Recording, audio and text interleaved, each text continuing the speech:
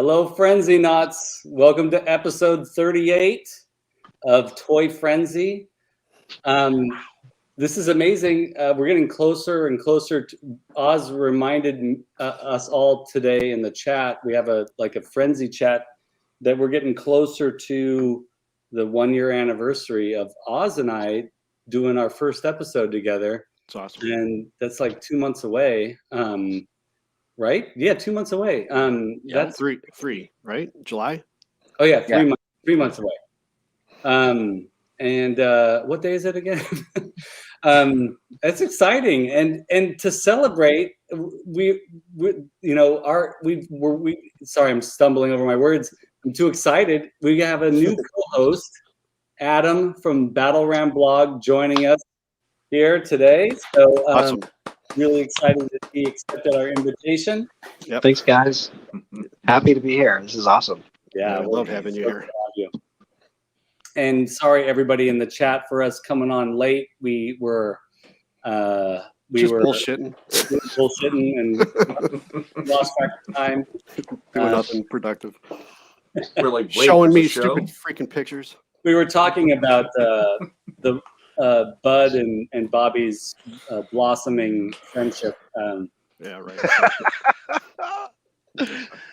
Blossoming friendship. I love that. That's a great term. Yeah, Bud and Bobby's blossoming. I don't know. Yeah, I don't know either.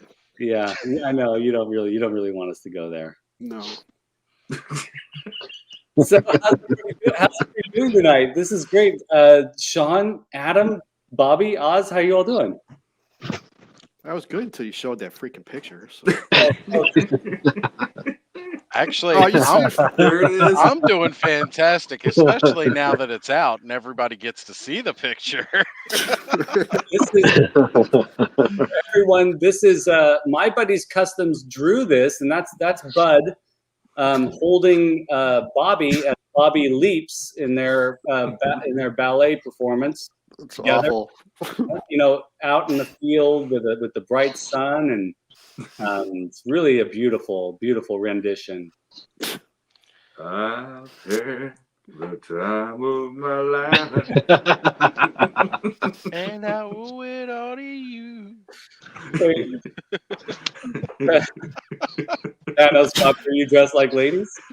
No, not at all. I personally, Bobby, your outfit is fantastic, but Bud's outfit is friggin' hilarious.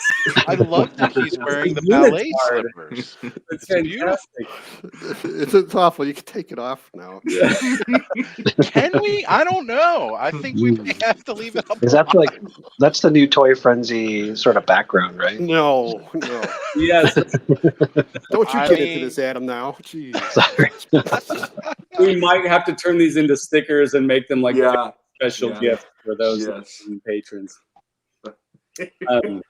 Allison Troy, this art is amazing. Yes, it is, for sure. So we'll take it off for you, Bobby. But thank you, please. Bud, you're an excellent artist, man. This is great. Love it. I agree. Absolutely agree. It's fantastic. Oh, man. Whoops, that's wrong. Push the Yep. Skelly taking over. Yeah, I'm the star. He's the star now. So anyways, I was trying to figure out how we could get our faces bigger. I did it, folks. I did it. Grandpa did it. I don't know what the hell happened. I'm behind the frenzy sign. Oh no. Here, hold on. No, I don't want to be up on that side. No. Well, no, that works perfect because he's more centered, and then the Toy Frenzy's just blocking one of his bougie tolves. I'll move here. Bougie tolves. No, man. I'm trying to set something up here while we're still talking and going into the intro here. So, folks, everybody in the chat, let's go through and say hello to everyone that's here. The chat has really been like exploding tonight. Yep. Cobweb was the first one to say hey all, and Cobweb, man, you came through, and thank you so much for sending this along. He's Skeletor. We're going to open these guys up tonight. Oh. But we have a lot of exciting stuff to talk about, Snake Mountain. And on our U83, someone beat me here. So these dudes were on Early. Bob Webb was on at 4:59 p.m. Pacific Standard Time, ready for the show to launch. Cop, are you still here? Because that's great that you went on so early. On our U83, 521. Radical Toys 609. I mean, folks, this is awesome. Folks are coming on so early. Yep. Duchess of Darkness 610. Fantastic. Good to see you. Thanos Copter popping in, saying hello to everybody. I'm really slow at this. Oz is so much faster. You want me to knock it out real quick? Hang on. I'm inching through. You're doing another thing. I wanted to do too many jobs. Get that guy off. You don't need to promote his shit. My buddy's Customs. Thank you. Bud, great to see you. Payne's Toy Samples. Fantastic to see you here. Cobweb, looks like Cobweb is still here. Carol Geis, great to see you here. And Ronald Embry. Every time Ronald is able to attend one of these lives, he sends me an Instagram message and says, "I'll be there." I mean, that's cool. Yep. Yeah, that's awesome. I love it. And Pop Actor, great to see you here. You thought there might be no show? No, we're here. Yeah, we're always here. Yep. We're always here. We just showed up a little late. Apologies. Eternian Ellipse, fantastic to see you here. Great to see you. Don Roberts, of course, fantastic to have you here.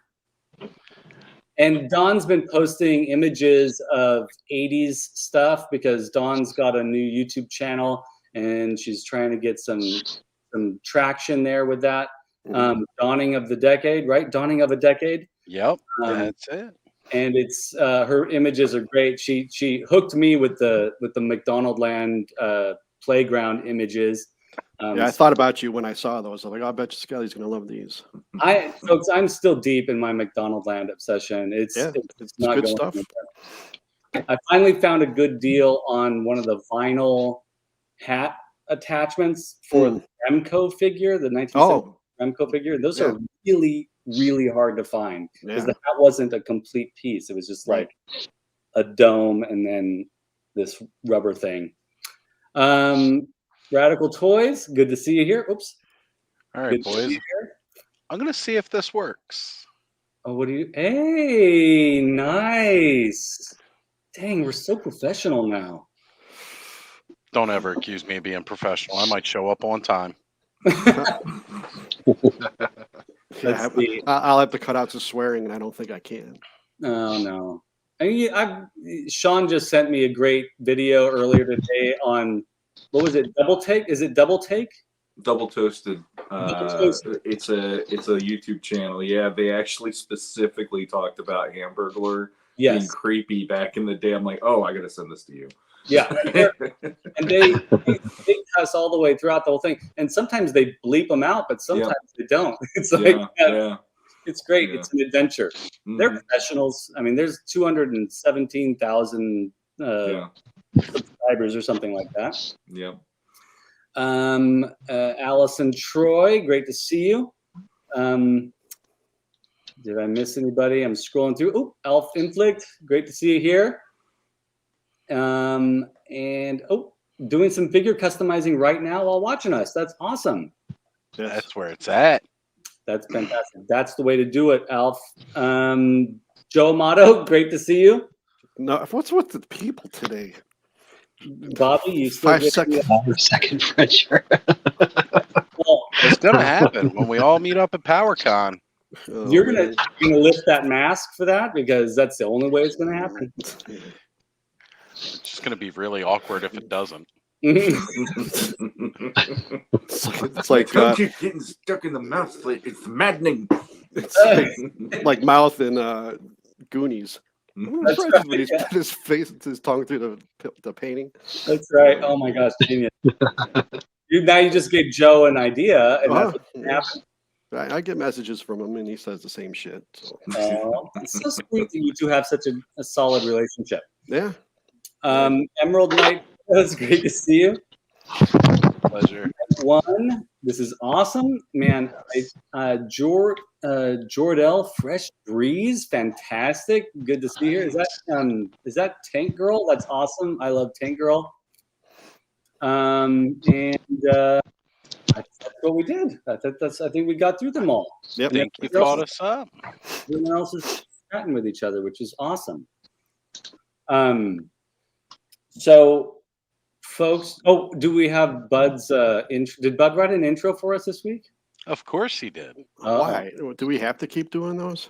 I mean, I'm all for it, but I think Bud got a little nervous when you said you're going to be French and Joe Amato, though. I never said I didn't say I was going to do it. Joe said that. Take that shit off already. That's the second step. That's when I fly over his head and take a shit. Oh man, Birdie Bobby. Boom. Bud competition or a partner? I don't know. Oh man, I don't go that way, so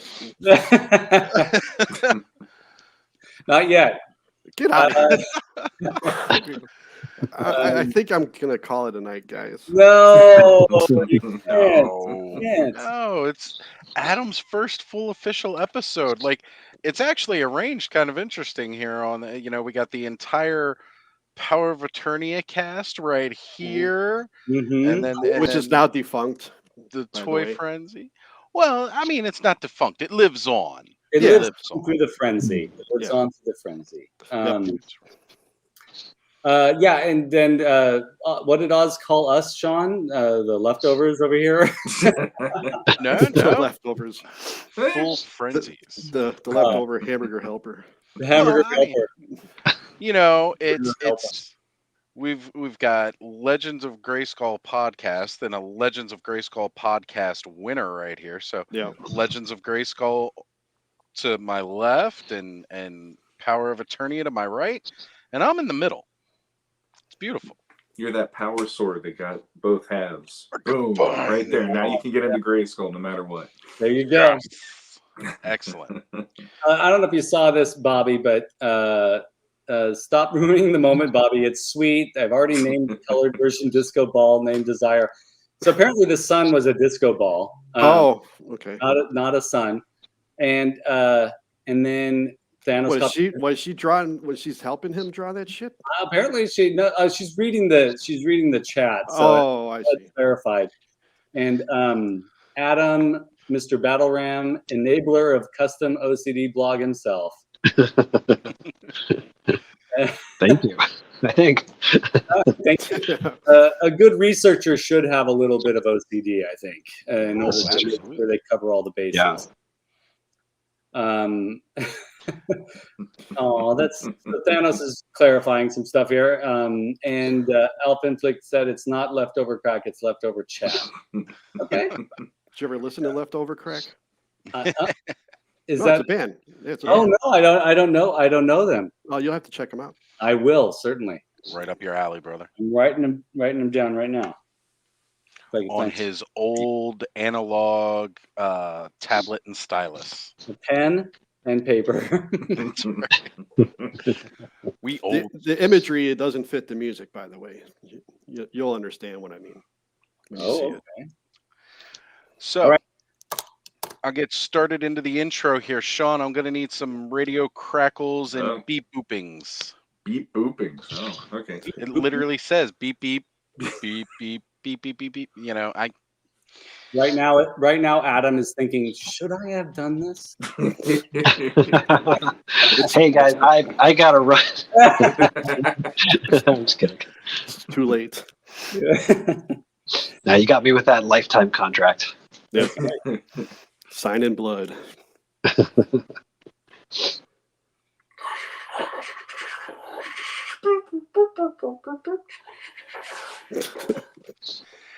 How do I use this awful contraption? Greetings, you sniveling frenzy nuts, Skelevaderites. Bobby's Blushers, Ozholes, and Skavarniaks. And welcome to the most important toy show you will watch this week, mine. Now hear this. Sit your butts in front of your screens and heed my words, you kid-old boobs.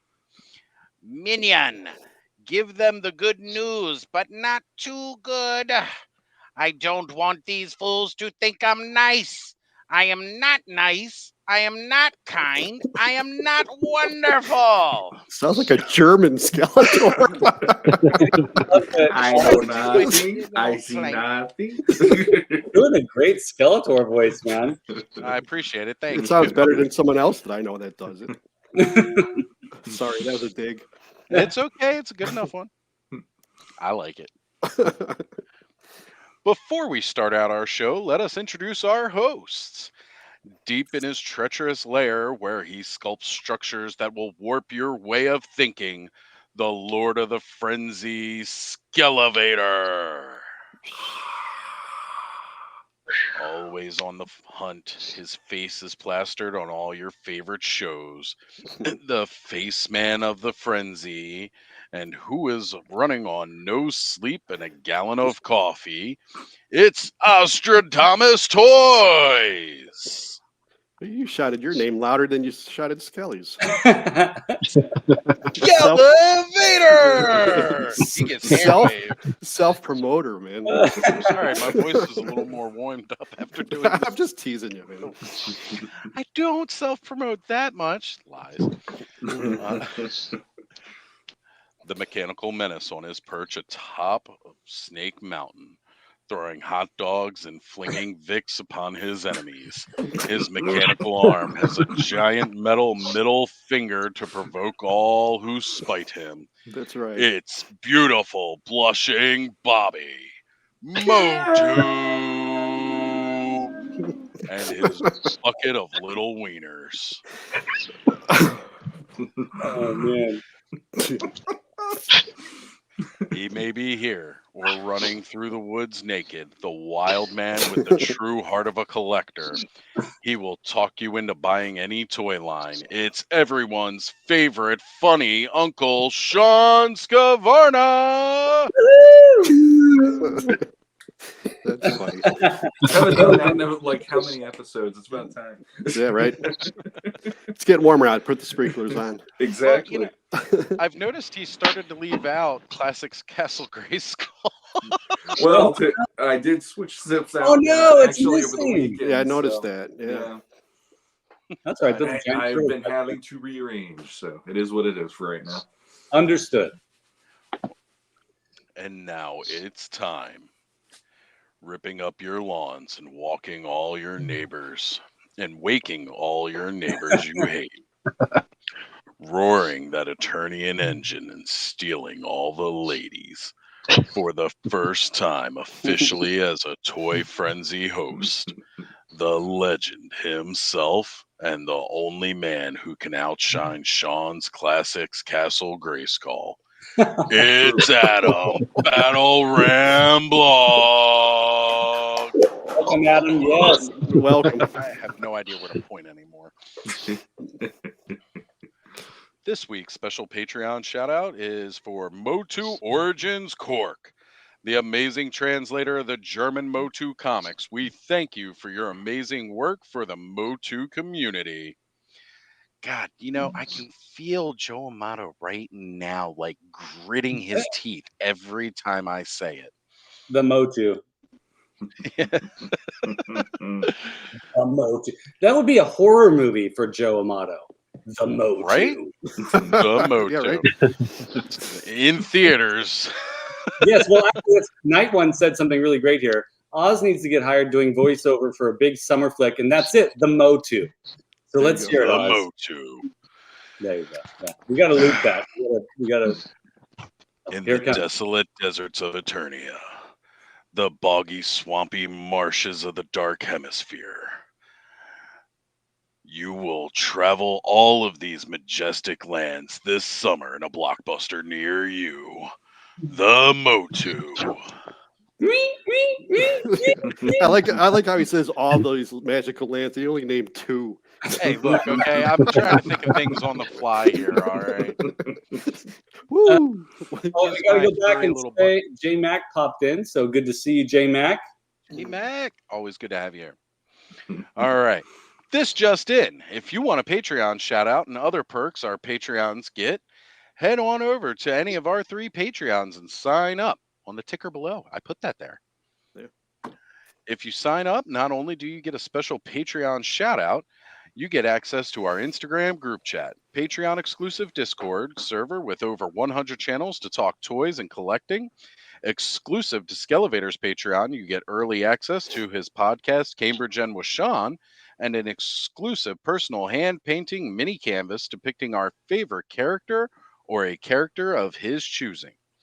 The money from our Patreon goes directly back into the show from paying for Canva, which allows us to give you amazing intros to the shows, outros, and video editing abilities, upgraded StreamYards, which allows us to host up to 10 people at once, allowing us to have holiday special episodes and community events with something in the works already. And I can't figure out which eye to wink. So we also have giveaways for our viewers. Yep. If this appeals to you and you want to support this show, head on over to Patreon and search Bobby Stanky Hot Dog Farts and join today. Now, sit back and enjoy the show. On to you, boys. Oh my gosh, that was a good one, Bud. Bud is such an expert at figuring out what to say to get Bobby's goat. Yeah, like every time. Go with that. And I don't know about you all, but I would have a hard time coming up with a completely new introduction for even my closest friends every week. I would have a hard time doing that. And he does it sometimes on the fly, like the night or the day before the show. Like, just manages to put all this together. And each week it's hilarious. Phenomenal. I don't think so. Phenomenal. It's awesome. It's awful. Figuratively speaking, saying hello to us and to everyone in the chat. Good to see you, John. Good to have you, John. Always a pleasure to see you here, brother. Now, if I missed anybody in the chat, I apologize. I really tried to catch everyone, but I think we got everybody before we get started here. Yeah. Talking about the big thing. But before we do that, did anybody pick anything up this week? Anything exciting out there in the wild or through the interwebs? Oh, Adam says yes. I did, yeah. I got this whale. This guy arrived this week. Nice. So if you saw me very quickly on Facebook trying to sell some other stuff, it's because I bid on this guy and won. So very nice. Sitting there thinking, I hope I don't win. I hope I don't win, and then you win. Yeah, exactly. Yep. I know that feeling. That's beautiful. I mean, that is. It's actually, I've only seen pictures of that Fisto on people's shelves behind them in videos or in somebody's toy room tour. Seeing him in your hand really allows me, since I've never held one, to see like how big that guy is and how bulky he is and that's how Fisto should look. Oh yeah. He's like he looks like he's gonna he's gonna start some stuff. Yeah. The attorney in lumberjack bar. He's gonna throw down. I love it. Absolutely love it. He's one of my most favorites. He's got one of the best faces in classics too. He's such a distinctive look. Both of them, both the 2000X head and that one. It's like it's hard to decide which one because they're both awesome. Yeah. Very cool. Well, John says that Fisto is awesome. Yep. Darn right it is. And gotta say hello to Black Phoenix 77. Welcome. Oops. I grabbed it just as you did. Good to see you, Black Phoenix. You guys are notorious for that. I know. We're always trying to like beat each other to the. And you can tell it's not me because I got my arms crossed. I don't touch nothing. You don't want to mess with this. Right. He's like, I'm not entering into that fray whatsoever. Yeah. I'm hanging out on here. Good to see you, Hylian Dread. I learned that pronunciation this weekend watching. I forget which episode it was. It was on Mega J or somewhere. but highly in dread. I believe we've got that right. Let us know if I've got it wrong. Yeah. Still pumping out work on his channel, getting it off the ground, and it's great to see that. It's fantastic. It's awesome to see people see their channels growing and starting, and it's exciting. Yes, it really is. Really is. So, anybody else get something? Well, I mean, I've had mine, but I specifically told people on Oscar's Toy Up this weekend that I can't open this until Toy Frenzy when Skele gets his. That's really cool. I mean, yeah. Shall we do it? They just, yeah, they can. We can definitely do it. I've been waiting to open this bad boy for a week now. So, by the way, we have our answer. That is right. All right. Hi, Leon. That's great. That's cool. So, anybody else get something? I did not. Not this week. Not this week. You got some good things last week. Yeah. I got 2 things actually. I'll do the other one I got. Yeah. Which I got this guy too, Buzz Off, Classics Buzz Off. Beautiful. Yeah, he's such a, like, they made a silly bee guy look really awesome in Classics. So he's a great figure. I've always liked Buzz Off. So can we see a hit of him? What do you want to look at? His back. The back. What? The back. Oh, he has legs down. He's got like these little insect legs too. It's kind of that's his one little extra. Are they doing that on the Masterverse version? Does anybody know? I haven't taken a real close look. It didn't look like he had legs on the Masterverse one. I can't remember. They might be doing so. Maybe not with Buzz Off. Yeah, I saw they Webster did give him. had it. Yeah. Yeah, Webster had it. I think they just gave him like some extra, interesting details on his face and helmet, but no little legs. Okay, yeah. But Buzz Off is so dorky, but yeah. I love his design. It's so cool. Oh yeah, that cheesy smile. Mm-hmm. Yeah, I dig it. Hey.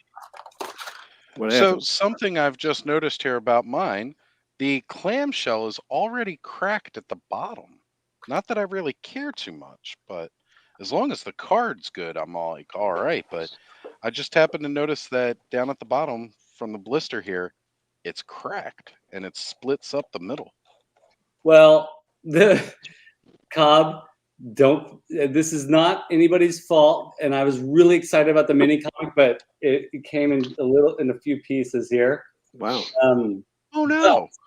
It's all right. It was because it was glued in, and the glue is like really intense with this. There's kind of a, I don't know if you can see this, but there's a yeah, like around the back of the card you can see. There's like a impression there. Yeah. They really went to town on this thing, but I'm just stoked to have this mini comic because it is one of the weirdest ever. And I've already read through it online, and I just love it. I love that there's a dune worm in here. I mean, a sandworm. You can't beat that. That's amazing. It's after the spice. The colors on this guy. So you all everybody who watches the channel, like I wasn't really excited about this figure. I was more excited about the mini comic, but this figure, having him in person, I didn't realize that there was like a glittery sheen to the yellow gold, and it looks very sort of like, I don't know, kind of fabulous. It's like disco Skeletor. This is great. This is cool. Yeah, I actually dig him quite a bit. I mean, I want to get all the like He-Man variants. I'm all about that. I was, again, overall wasn't the most excited about this one, but I really, really I want all my He-Man variants, so this one was kind of a major one for me, and I'm glad I got. A big shout out to Emerald Knight Photos, John, for grabbing this for me, but I can't just shout him out for it because the one that Skele is holding, Cobweb picked up, knew I wasn't going to get one, and as well as Payne's Toy Samples also went out and picked one up again, knowing that I was not able to get one when these were launched. So you guys are all absolutely amazing to have done that. And because of that, other people who were not able to pick it up at the time, or weren't sure, maybe a little bit more on the fence, were also able to get these amazing toys without it getting sold out. So yeah, the community is amazing. Cobb, I can't thank you enough. This is so sweet of you to send. I know you said there's no need, but I'm sending you a little gift as a thank you. It might be a week or two, but I'm sending something your way. And the more I look at this guy and realize that He-Man with black hair really looks like Javier Bardem from No Country for Old Men. Yeah. right? Yeah. I'm really loving this. I didn't think I would like it. It's the colors, I'm sure, because I love these colors. Yes. This is a really cool figure, and to have the purple axe and the purple and gold shield, I mean, is pretty amazing. I mean, look, I mean, this is cool. I do wish that they had done the crossbones on the front, but it's pretty cool. I have to admit. I like the fact that they actually did the paint app too for the squares all the way down the back. Oh yeah, they did. That's true. It's Like, good. most of them, they stop with the red paint app once it hits the back, but he's got the gold all the way down the back, which is normally an overlooked detail. So I appreciate that they at least did that. And the artwork's great too. I mean, oh God, yeah. I want to build these somehow. If my wife ever lets me have a real toy room, I'm going to build those. Okay. All right. So Shawn, did you pick something up or no? Or did you say no? Nope. I have to be good. So for the moment, Shawn has to be good. I understand. I was trying to be good, and then I just sold a bunch of toys, and was able to pick up some McDonaldland stuff that I'm going to show off on this Sunday's Weekly Weirdo. Excellent. Nice. Excellent. I'll have a special guest. Mark from Cambridge and with Shawn podcast will be returning to join me for that Weekly Weirdo this Sunday to talk about, because he's been the same kick ever since we talked about McDonaldland. Ever since I brought up Grimace and Hamburglar in that episode of Cambridge and with Shawn, we've both been like spiraling to nightmarish McDonald's territory. It's amazing how that happens. You bring something up, and then you just like all of a sudden, I have to have everything. Yeah, our youngest daughter was like, "Oh, it's McDonald's now." Yeah. I was like, "Yeah." Like, that's enough out of you, miss. She understands, man. She understands. Good. Ozzy, you haven't gotten yours out yet? Oh no, I got him out. Oh, good. Googling him over. I like the fact that we've got that painted bootstrap detail. Yeah, that's cool, right? I appreciate that because, again, it's something that gets overlooked on a lot of these. Like, it's just cool little things like that. I mean, I wish they would have done the white streaks in the hair. Sure. That would have been a nice touch. And again, the crossbones, I think, is the biggest miss on this. What did not translate well in any of the photos was the quality of, and it's not translating well here, the quality of the gold, yellow, glittery metal highlights there, the details there. On the shield, maybe you can see it a little bit better. It's not like, it's different in person. It's really cool. It's really cool. I was not expecting that at all. But overall, I'm digging it. It's another He-Man variant for the shelf, and I'm all about it. Now just gotta get another Panther for him to ride. Just get the plastic one. It's pretty affordable on Amazon right now, Panther. Yeah. So definitely like that, and even grabbing a trying to see if I can muster up an extra Battle Cat face mask. You know, the helmet. Oh yeah, yeah. Because you got to have that to complete the He-Man look of it. Otherwise, he's just another Panther. For sure. I'm stoked to have a blue Javier Bardem from No Country. Right? Right? Because he just doesn't look right with the red hair on Faker. Just saying. He's saying right now he's calling me friendo. Is he gonna make you flip a coin? I'm so nervous already. It could just be that the room is hot today. It's like, so guys, it's 91 degrees here today in Fresno, the Fresno area. I'm outside of Fresno, but it's like, it's hot right now. It's weird. It got warm here too. Yeah. I mean, it's warmed up over here, but it ain't like that. Yeah, it was 91 here too. It's weird. It's strange. And it's supposed to go down to like the 70s and 60s next week. Yeah. Super strange. Bud is saying my next custom is going to be a battle panther to go with my He Skeletor. Finally, time to paint my spare battle cat. I didn't care much for the battle damaged battle cat buck. Who gives a shit, Bud? You don't care what you say. Oh no, I was waiting for Bobby to say that. Thanos Doctor, yeah, it's metallic and the blue is darker. Was trying to show him off on Oz's show, but it wasn't coming through. Yeah, I was watching that.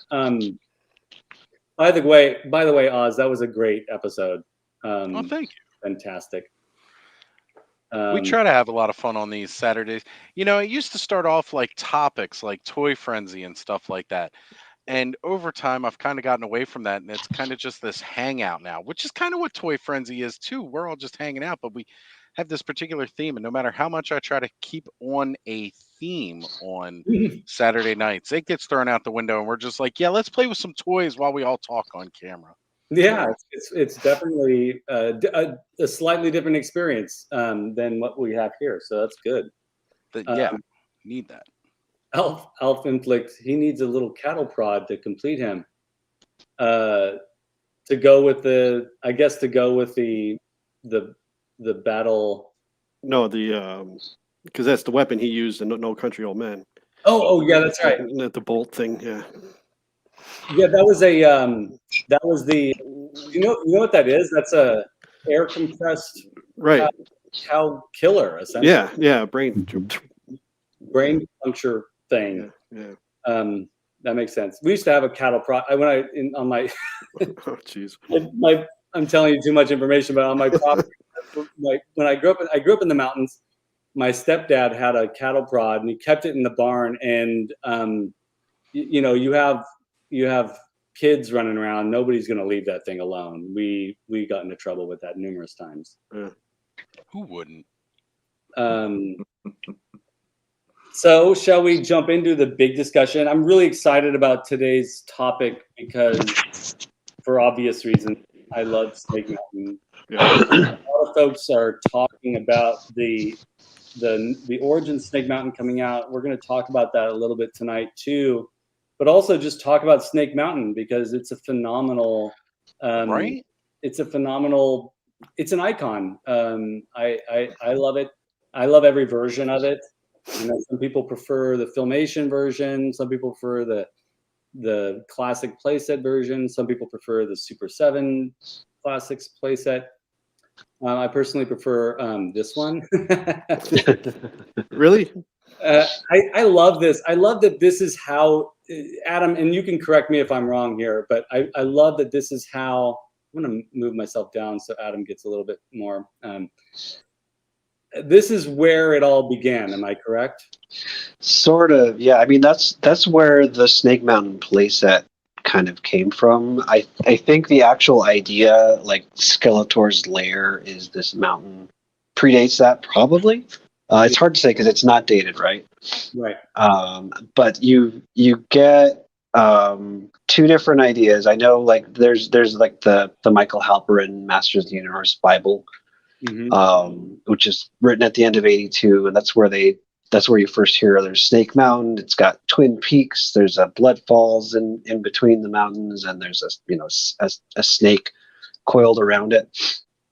There's also, I would guess earlier, there was also this idea that Point Dread was Skeletor's lair. Like it was this volcano mountain in the middle of the ocean where he'd store all the things that he stole from different worlds. I think probably the jungle playset didn't start out like this. This wasn't supposed to be Snake Mountain, but they had started working on something like this. And then we got to do Snake Mountain. Let's take this jungle playset and turn it into Snake Mountain. This is something that I've been thinking about attempting to build, like a version of this. But I'm with Black Phoenix on this, that they should release this for sure. It would be great to have this as a playset. Yeah, I would love it. Want to give a big shout out here to Nolan jumping in and joining us this evening. It's not a Toy Frenzy without Nolan. That's right. Nolan, welcome.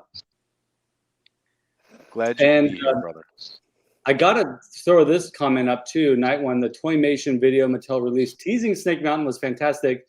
And yes, that was done by our friend Justin from Stunt Puppets Pictures, who was a guest on our show early on in the Toy Frenzy, in our Toy Frenzy episodes.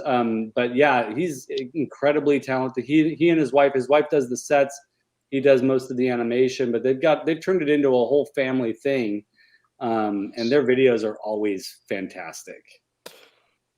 Yeah, I think that was the episode before I joined, so I missed him by one episode, I believe. Yeah, I'm bummed about that. Yeah, well, I'm thinking about asking to see if they'll come back on one of these days, and maybe try and do something special. They've been building kind of a studio. They moved up to Oregon, and they're building like their own sort of stop motion studio up there. So maybe get a different take on what they've been working on. So I'm hoping that we can do something like that. Yeah, so we definitely want to see something like this come around. So, Bobby, is this your favorite version of Snake Mountain? No, I like the original playset, but I do love the Filmation design. But yeah. I'm always a fan of the original playsets, the vintage playset. Yeah, I'm a fan of both too. Yeah. I do like the balls on here, and I do like the snake I like that. I like this design, but I like the playset as well. Yeah. Usually I lean on toy, but for Snake Mountain, I think the Filmation version looks the best to me. Yeah. It's so interesting that there's the spires are really fascinating. They're really difficult to replicate without them looking toothy. Mm-hmm. Or without them looking, because having sculpted, working on my third Snake Mountain at this point, it's really difficult to do this without it looking cheesy in real life. In animation form, it looks really great, but there's something about this cannot be duplicated in real life. So, I imagine it can, but it just won't look quite right. The one thing that's great about the Filmation one, though, is it's a lot bigger in comparison to the figures. I should say, the characters. I love that they can fit inside the mouth of the snake and just sit there and talk and hang. That's cool. It's like Pee Wee Herman talking to what's her name in the dinosaur mouth, right? Yeah. Now this image is obviously a Filmation image too, but you can see that the artist working on this image is kind of creating more of a rocky facade than this sort of like clean line spire facade. Personally, I like this version that we're looking at here, even though we can see the complete. And I always have to say that the one thing about Filmation that I really love is the sky art. How they always make the skies look like how they do. It's never like a clean color or nothing. It's cloudy. It looks like most of the time. It's pretty neat. I love it. I got to meet. I for the life of me, I cannot remember the artist's name, but I got to meet a background artist who did the Filmation background painting. Mm-hmm. One of them, and that was many years ago, in passing at an event, and it was just I was introduced to this person, and for the life of me I can't remember her name, but man, such cool stuff. Beautiful. Those pinks and purples. Yep.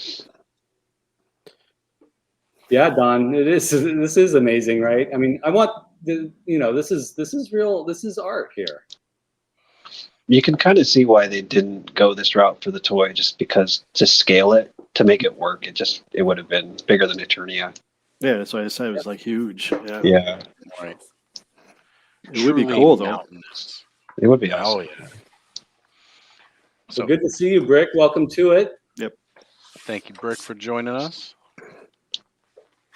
I love this image too. And I don't even know, maybe somebody else in this group knows where this image comes from. I found this online. I've seen it numerous times. Yeah, it looks like the Ladybug Ladybird. Yeah, Ladybird books. Because it's got the skeletons in there. So yeah. It's so cool. I have all those, but I don't have them with me right now, but I got all those books. That art is beautiful too. Yeah, it's got some good stuff in those books, yeah. I love that they're building this right now under the supervision of Skeletor, right? Mm-hmm. It totally obliterates the snake history of Snake. Yeah. Snake right. Right. Well, it kind of sorry, Skelly. No, go ahead, Oz. I was just gonna say, like, it kind of builds on the fact that, like, now they've kind of shown a separate version of Snake Mountain for pre-Eternia, and then over the years it's changed and it's different by the time we get to when Skeletor's running things. Yeah, that makes sense. Yeah. I know it's controversial, I guess, but I'm not a huge fan of this version of Snake Mountain. I know it's going to make people mad. I'm furious with you right now. No, I agree with you. I'm not that big of a fan. It's too clean looking, and similarly, the Revelation version. I feel like the Revelation version is a little bit better, but it's still too clean looking. Yeah. These two versions are like my least favorite versions. So is it the lava coming out of the mouth that kind of turns you from it? It's that it's missing the mountainous aspect. Right. Both of these they're hinting at mountains, but they're not as looming or what's the right word? They're not as tall feeling. It doesn't feel like this I could be on the horizon. I could see that, especially for the 2000X one. 2000X one does kind of look like it's more just of a hill. Yeah. That does not look like a mountain. But at least for me, like in the next slide that you show, I mean, there is a cloud. Like, that's a cloud level right there. Those are peaks of other mountains. Yeah, back there in the background for sure. Even in the foreground right here to the left and right. Oh, yeah. Okay. Those are peaks of other mountains. And that's cloud. Like, this is the top of the mountains. But I could definitely understand the 2000X version not looking mountain enough. I always thought that. I was like, dude, like, it looks like they stand up and they're halfway up the mountain already. Yeah. The snake's too dominant. The snake's too clean in the 2000X version, in my opinion. Yeah. I can totally feel that too. Yeah. I'm just noticing this now, but the bridge is tiny. So I'm just noticing this now, folks. The bridge is tiny, so that really helps scale this thing for sure. The bridge and the trail going up. I mean, yes, this thing would be huge. And I love that there are demon faces on this, which is a nod. And it's really, there's a huge nod to the vintage playset in this design. So I love that. Yeah. Cool. Yeah, that's what makes this version probably my favorite, is the fact that there's so many elements to the toys. The head style itself looks a lot more like that Filmation style. And it also has elements of like the 2000X. For me, this was like the ultimate because it's it's got combined elements from all the different versions. Yeah, for sure. So I got to ask you all a question. It's not the size of the bridge; it's the sway of the wind. I was gonna say, is it the size or is it the sway? I mean, I'm kind of digging the sway, but you would, wouldn't you? oh yeah. So I'm gonna ask you all: lava falls or blood falls? Blood. The blood falls make it sound like really, really monstrous, whereas the lava falls just seems kind of more of a force of nature, if that makes sense. Because, like, you know, where are they getting all the blood for blood falls? Like, that's really kind of twisted and dark. Right. Yeah. Ones. Yeah. They throw all the Skelecons into a grinder, and that's just for the intimidation factor of blood falls. They're like, guys, people are coming over. Get the Skelecons in the grinder. Right. Go get the fondue sticks ready. True. I'll bring the cheese. Ronald says blood. Bobby says blood. Thanos says lava. Nolan says lava. Pains says lava. Blood still beats out lava. I don't care. I think probably blood for me too. There we go. I do want there to be lava in there somewhere, but maybe not the falls. Yeah. Sure. Right. Yeah. I can totally get that. It does. If it is blood, then it doesn't get to glow, which is my problem. But it's Eternia. Blood can glow on Eternia. Why not? The Predator's blood glows. Why not? Yeah. Then there's if you have the lava, there's some spots in Snake Mountain that won't be inhabitable now. It's too hot. Yeah. Too hot. Mosquito drinks that. Yep. That's his bath. It's his fountain soda. Oops, just dips his really big straw. Slice of Life Gaming or Slice Life Gaming. Great to see you back. Glad you could make it. All right. All right. So what's the next slide I have? I don't remember. Oh yeah, I found this art online, and I can't read the artist's name now, and I'm forgetting it. But I thought this was kind of beautiful. That's good. I like that the snake has an underbite, which is different.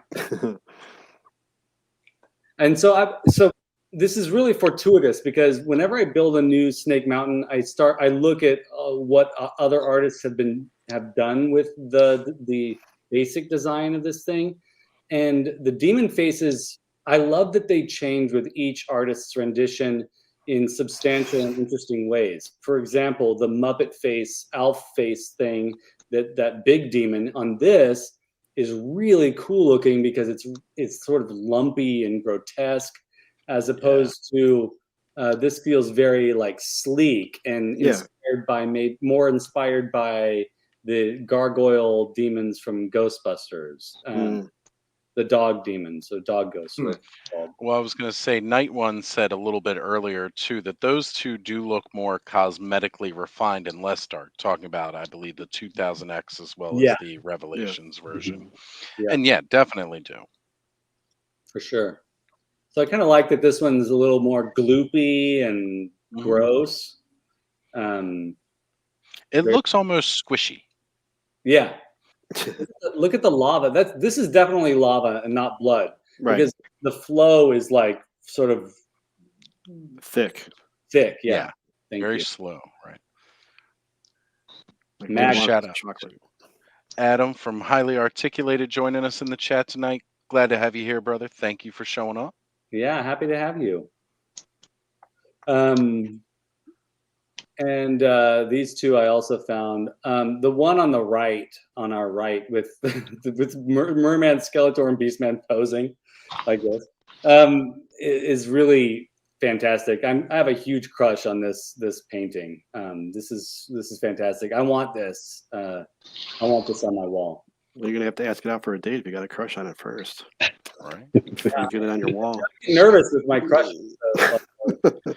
I mean, I'm really. Go ahead, Skelly. I'm sorry. No, go ahead, Oz. No, go ahead. I was gonna say, I'm really digging the one on the left with this one. It's amazing too. Yeah, I like it. I like that the Muppet face. I keep calling it the Muppet face. Is in a different position here. It's in a different place, which is really. That face always reminds me of the Snow White, the Disney Snow White movie when she's running through the forest and there's like the trees with the faces. Definitely. So is there lore behind that giant demon face? What are people saying? Because I tried looking it up. I can't really find much. Yeah, I don't know either. I don't know. I do know. So like, we don't have the only concept art I've seen from like the Power and Otter Foundation catalog. There's a drawing by Colin Bailey for like a playset, an evil playset. It's not fully Snake Mountain, I don't think, but it does have that face. It has the manacles, so it's basically like the right side of the playset. It's basically a trap concept playset, and I think that ended up being just a part of, they kind of grafted that onto the jungle theme, and then they added the snake from the cartoon. But as far as lore, I don't know any lore behind it. I'm trying to find the drawing right now in the book that Shawn and the Dooch gave me. Shawn, are you there? Yep, I'm here. Shawn, what are your thoughts on Snake Mountain? You've been awfully quiet, sir. I have had a long week, so I'm having a hard time right now. But what's weird about Snake Mountain is I never had it as a kid, and I watched it every day on the show, and it's like it was the weirdest playset because it never matched what you could buy. Right. So I was always like, I don't know which is which, and basically, I think the definitive is Filmation, probably for a lot of people, and then 2000X. I agree. I didn't like it until the last episode. And actually, I liked it a little bit even before that, like with Cobra Khan showing Evil Lynn that Snake Mountain remembers everything that happens in it. That was really cool. And then when Serpos arises from it, and you see like tiny little speck He-Man fighting it, I'm like, that's amazing. Like I never thought they could go there. My favorite, though, as of right now, and this is probably gonna stir a fight, is actually that one. Oops, sorry. I removed that. I wanted to open up yours here. That one. Sorry, Oz, go ahead. Yeah, that's beautiful. The reason why is when I first saw this on the show, and when my kids saw it, my kids actually hid away from the TV. Oh, wow. Like both of my kids, when Skeletor shows up in the CGI show and when they showed Snake Mountain, they're like, oh, this isn't a good place. And it was one of the first times where I ever saw it, and I go, yeah, I would never go there. Like every other version of Snake Mountain did not give me the creeps until I saw the CGI one. I'm like, yeah, that's unholy. It just looks wrong. So I feel bad having forgotten to include that in the slides. That's why I grabbed this. Yeah, he showed it. Yeah, we're good now. Thanks, Shawn. But yeah, that's it. That is a good one. That is a good one for sure. I want to show this image because, Adam, I think this is part of what you were talking about, but I'm not 100% sure if this is this is what you were referring to. Whoops. Down. Oh yeah. You know what? I should have brought that. I actually wasn't talking about that, but that's clearly the Snake Mountain face. I don't know the date on that one. I was actually referring to a different page. It's page 123, but it's like walking Snake Mountain face concept. Page 123. I'm going to pull it up right now. I got to get me that book. Yeah, it's a great book. It's an amazing book. I looked at it like find it anywhere. Here we go. Yeah.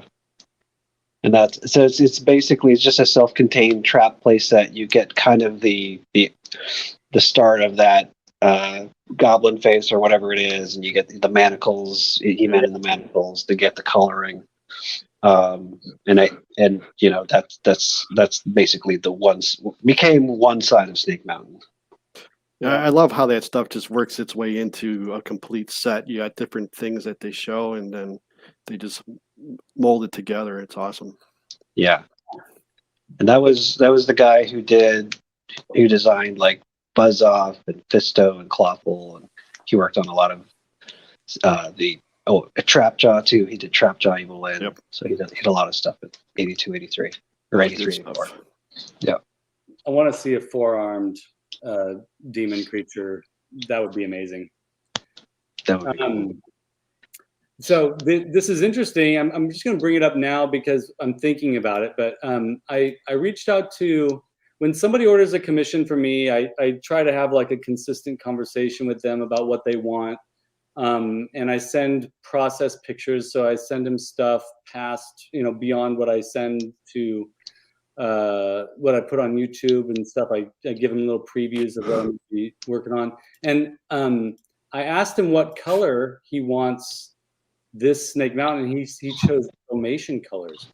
So I'm really anxious and nervous about this because you don't want this to end up looking like a big monochromatic thing. Yeah. So I'm going to try some different shades of blues and greens, and add some grays in there too, but less purple, which is what we associate with Snake Mountain. So that's going to be a challenge. I'm nervous about that, to be honest. That's why I'm bringing it up. So seems like oh, sorry. No, Adam, go ahead. I was just gonna say, it seems like a lot of stuff just translating from Filmation. It looks really great on the screen, but getting it to translate right in 3D is such a challenge. Even for like the Four Horsemen when they were doing the Club Grayskull line, sometimes it was effective, and sometimes it just wasn't. It's hard to get it. Yeah, I think the trick is going to be a good deep wash. Like the wash has to be enough that there's a lot of distinct shadows painted on. Otherwise, it won't look right. So yeah. I'm excited about that. Although I love purple. I hate leaving purple behind because I love purple. Yeah. So I was actually looking up some information as far as to the demon faces and their lore. And what I could find is that in the secret files that were released, oh shoot, because I already closed out the window because it was starting to lag out my computer too much and didn't want to have a repeat of last week. But it was saying the secret files that were printed way back, like before a lot of the comics and stuff, but yet still part of.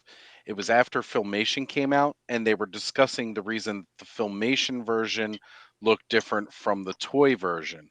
And the explanation was that the Filmation version, when it was originally viewed as that, was Skeletor's first design.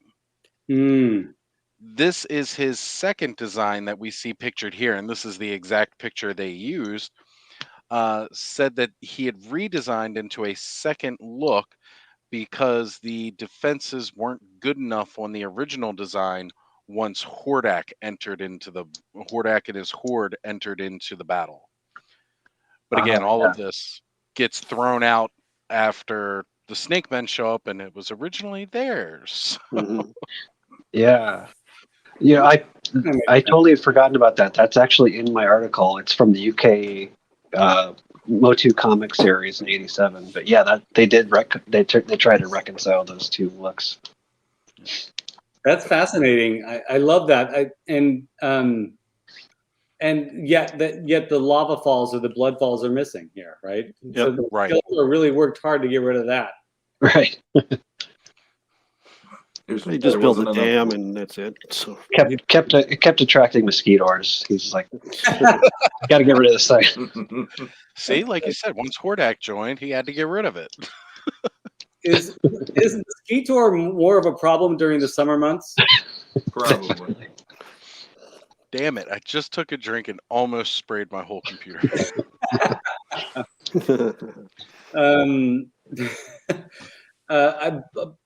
We got to say goodnight to Payne's Toy Samples. Heading out. Totally understand. man, I've been up early too. So have a good evening.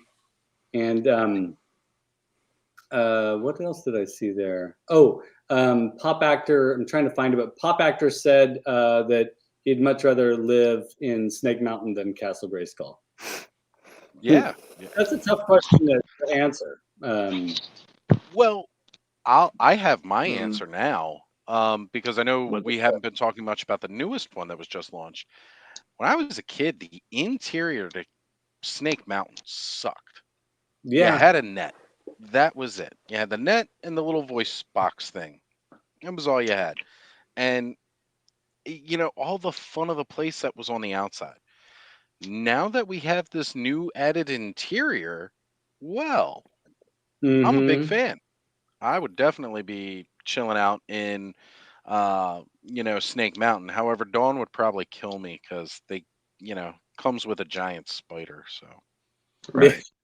Well, I picture Castle Grayskull cleaner, and I'd rather live there. And I can see Snake Mountain just be full of Panther shit. Yeah. Yeah, because we all know Skeletor's not cleaning out the litter box. Yeah. Web store leaving cobwebs everywhere. Yeah, totally. And Beastman and Too Bad. Now, our webs, does he generate them from his body? You don't want to know where he keeps his spinnerets. I don't want. You're right. I don't want to know. Yeah. It's like a web store's room is like a teenage boy's bedroom. No. Oh Lord. No black lights in there. Nope. Yeah. All Music Fan 88. Good to see you. Thank you for joining us, sir. Allison Troy brings up the interesting point, though. She'd much rather live in the Crystal Castle because it even had a bed. Yeah, that makes sense. That makes a lot of sense. Hey, the original Grayskull was good to have a torture rack if you're into that. So that's true. That's something. It helps stretch out the back a little bit, though. Yeah. Look, just don't threaten me with a good time. Allison Troy, Beastman's breath probably does smell like potted meat or hot dogs. Oh, so do we? Any other thoughts about the vintage Snake Mountain? I love this play set. I was very fortunate to have one as a kid, and it was so much fun. The microphone was a lot of fun. It got me into experimenting with sound. I mean, it was like a massively important part of my childhood. Cobweb, what's wrong with cobwebs? Nothing, Cobb. They're natural. We understand. That's a really cool. It's like a diorama piece, Snake Mountain. Yes. Yep. Yeah. It's great just to have in your collection. You just pose your evil warriors all along it. Mm-hmm. It's cool. Yeah. It's a cool piece. Yeah, my friend had it across the street, and I always played with it. And then, like you said, I love the microphone. Yeah, and it's creepy looking. I love it. It's classic. But I'm always going to be partial to vintage stuff. But I love it. Yeah, it's cool. I like the Muppet face and all that. It's awesome. There's a lot of things if you really look at it. There's a lot of things in it, and inside too. All the mold, the faces and stuff. They're all over the place. So that was one of the coolest things about the playset for me. Was it was kind of like looking at an I Spy book or whatever. You had all the different faces, not just on the outside, but on the inside too, because there were faces on the inside that you didn't necessarily see from the details on the outside. So I mean, it was really cool. It just seemed like there just wasn't anything else to really do on the inside besides oogle at that. I'm glad now we get some playability on the inside as well as the outside. That's pretty neat. Yeah, Snake Mountain's we were saying the diorama version. It's cool on the outside. Yeah. I would always discover I felt like I always discovered a new face in there, new demon face on the walls. So cool. And there's shapes in there that weren't even intended to be faces that kind of, if you use your imagination, could be faces. Yep. So is that a good transition to the new one? Yeah. I think so. So one thing that I'm taking from this one to build into the new one for Manny who commissioned it is the viney entrance. I'm gonna be adding vines to I built in a big main entrance to the front, through the front, and that's gonna have some vines there. Cool. And I love the slimy railing for the bridge now, which is so cool. I agree. Adding a little bit more color there. Like, it's not a lot of detail, but it really ends up making the whole thing pop at you a little bit more. Yeah, where Hylian Dread says they're missing Fright Zone and Slime Pit. It's really too bad they haven't announced anything pertaining to those two sets. I love them. Yeah, they'll probably be coming. They got to get the Snake Mountain first. Yeah. JMac77, I don't know if it scales better, but the steps are more. We can actually use the steps because there are foot pegs now. Yep. right. And the steps do look more distinct now than they did before. They were little lumps before. I didn't get a sense. Did you guys like the bridge? Is it wide enough? Because I know on the vintage one, basically you have to side along. You can't like have a figure walk straight on it. I want to say it's still very narrow. Yeah. I watched the video when they brought He-Man, I believe it was He-Man, right up to the bridge, and they stuck his foot peg in there because there's a foot peg right near by the elf face, and that they didn't let him go onto the bridge, and he did kind of had the sidle sideways onto there. I think it's wider, like Bobby said, but it's still narrow. Yeah, it's narrow. Yeah. Still got to do the crab walk. That's part of the appeal, though, right? You're thinking of an old rickety bridge. I mean, it's got slime growing on it, and that's kind of how I want it to be. I want it to feel perilous that you're crossing this, you're traversing this bridge. Like, if it was just an easy walk across, this wouldn't feel so threatening, Yeah. It's the Temple of Doom bridge. Yeah. Right. It totally is. Yes. Thank you, Adam. And also it's, a narrow bridge is not bad because you can display your figures facing out, which is kind of like ideal if you're using this as a display piece. Well, that's, kind of like what Pop Actor was saying here. It's a set, it's a backdrop mostly. Yeah. And it's great for display. Are you all stoked about the mountain peak now that they've added on? I am. I do like that. Yeah, I love it because it was always a little small, like compared to Castle Grayskull. It felt like it should be a little taller. Yeah. So it's missing that kind of. It's more of like a cliff or mountain face than it is a mountain in the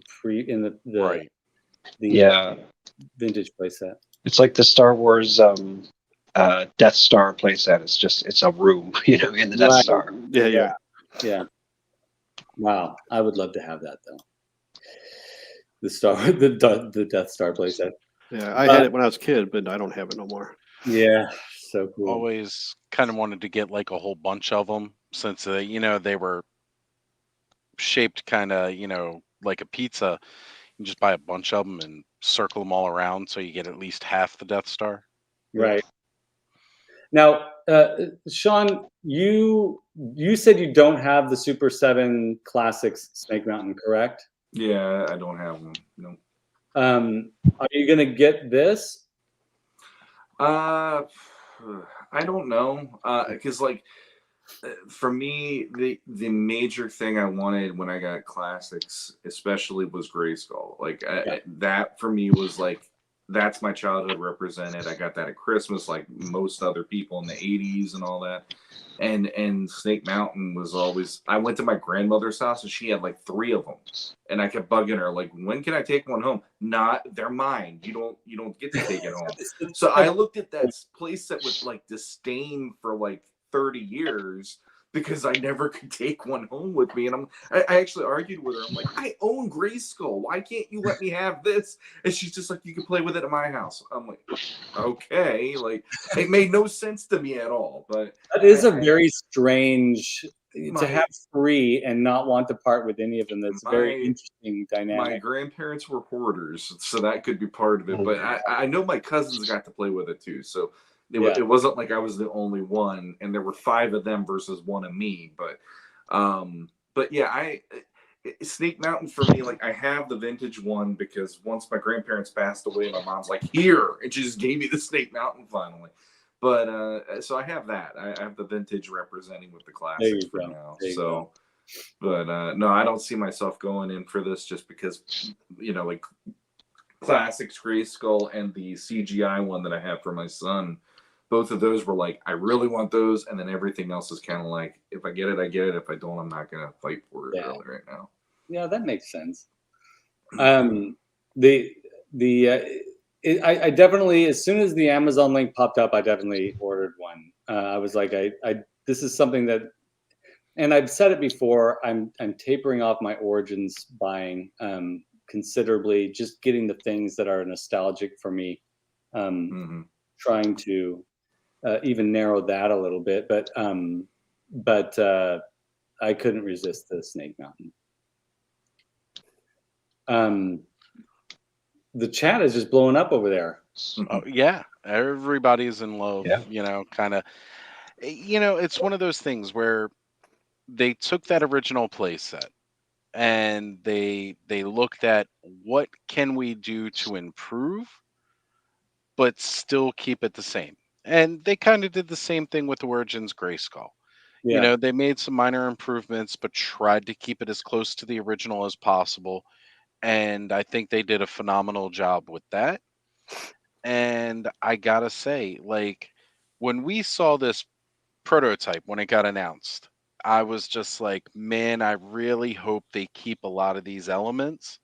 And I'm really happy that they did, because to me, it just feels a lot more fulfilling with that. Skelly, you had pointed out very quickly that it's a very Filmation style snake. You even found that they had it, at the time they had it hooked on the wrong side, which is why it looked so awkward. So that's what I thought, but then in looking at these images, it's still hooked in the same area, but I think it was longer, It was. The other one was much longer. My theory's thrown out the window because there's definitely not a place to attach it on the other side, but in that original prototype, it looked like there was a little hole for it to attach on the other side of the gate.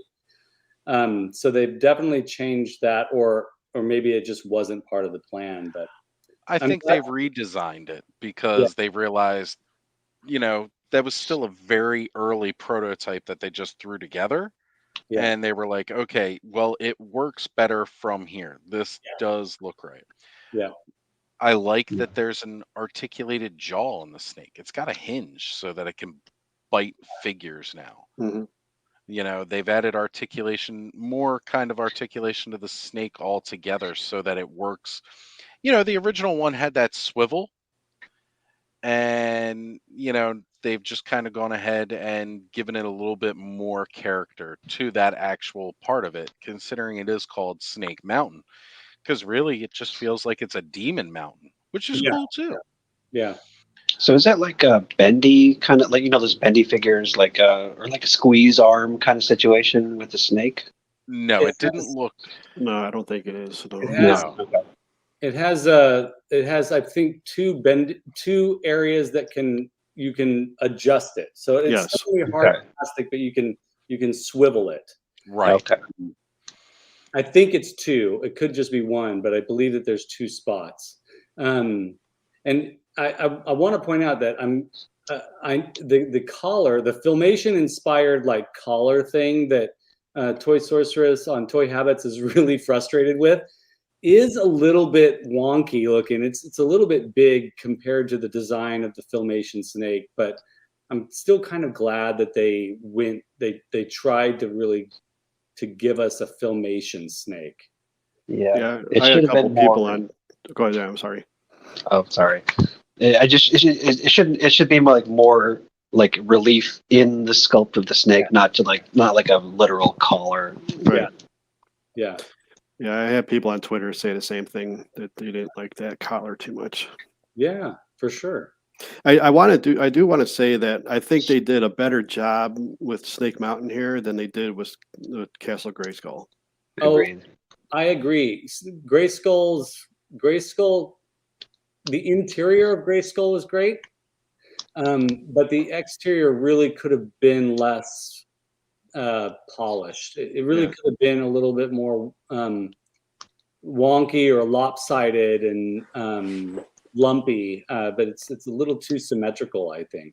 Yeah, absolutely. It's a little flat too. It doesn't stick out enough. Yes, that too. agreed. Yeah, I'm with you, Bobby. This is a very, very cool version of a new version of an older person. It is a shame that they don't have the microphone though.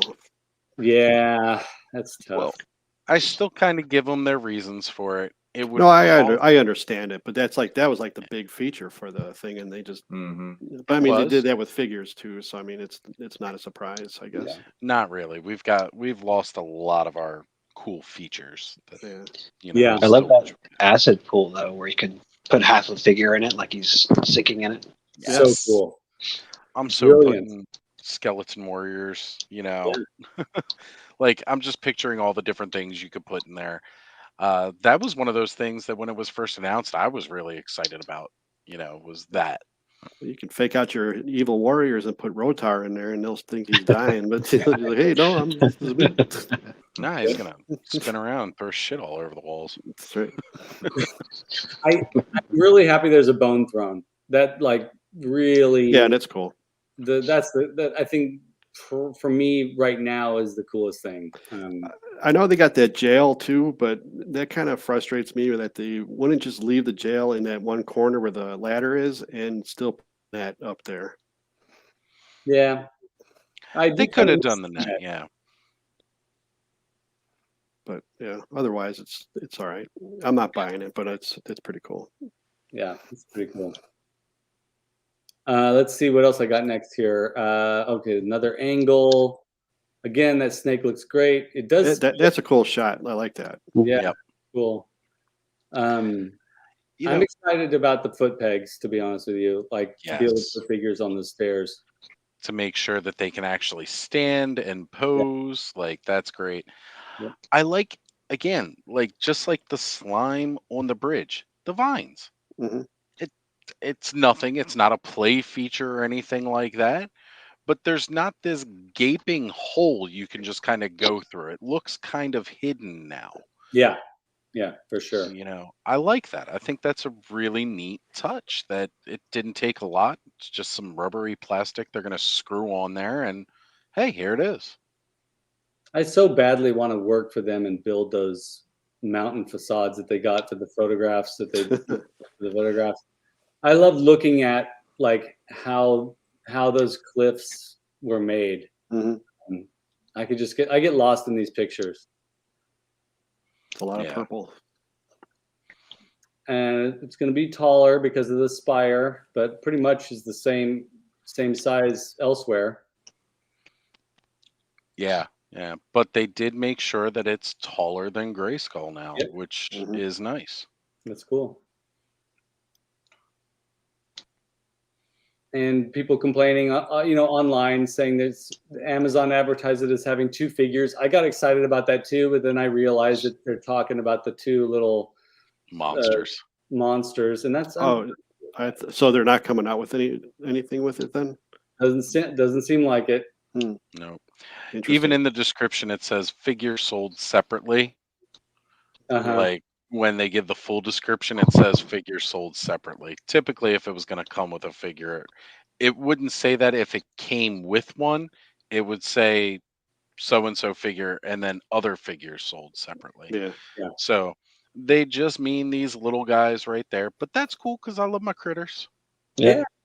They go with those little dragon guys that came with that Battle Cat He-Man set. Yeah, for sure. Yeah. I mean, it's no Modi, but that's cool. So I did want to include some other versions of the Snake Mountain that people could buy in these images. So of course the Super 7 Snake Mountain. Adam, did you say you have this one? No, I never had that one. I wanted it, but it was just like, okay, that's too rich for my blood. It's also huge. Yeah. Massive. I've seen a couple in person, and they're just really, really big. Mm-hmm. I mean, really big. So that one's really good for if you have vintage, for Origins or Vintage, because it's still like they struggle with the scale, but for Vintage, it's a great scale. Yeah. Well, one thing that I've discovered is the reaction figures go great with all the play sets because it's a better scale, and I imagine the reaction figures would look great on this too. I know a lot of people don't really like those, but I love that. I love that scale and I love that style. So are we, Oz, you mentioned in one of the chats that you wanted to create lava falls or blood falls here. Yeah. For the new one when you get it. How's everybody thinking about going about making that? I'm interested to know if people are going to be doing that and when their ideas on how to do it. I've seen a lot of people have success with the hot glue. Yeah. And being able to do that. So I think that's a really good way to do it. Or, you could possibly make a mold and use some epoxy or, some resin to go down. Yeah. But that's a little beyond me. I think the hot glue might work for me if I could set something up. Yeah, I'm not that talented. I'd probably just put a bunch of Twizzlers next to each other. It's all good until the ants get there.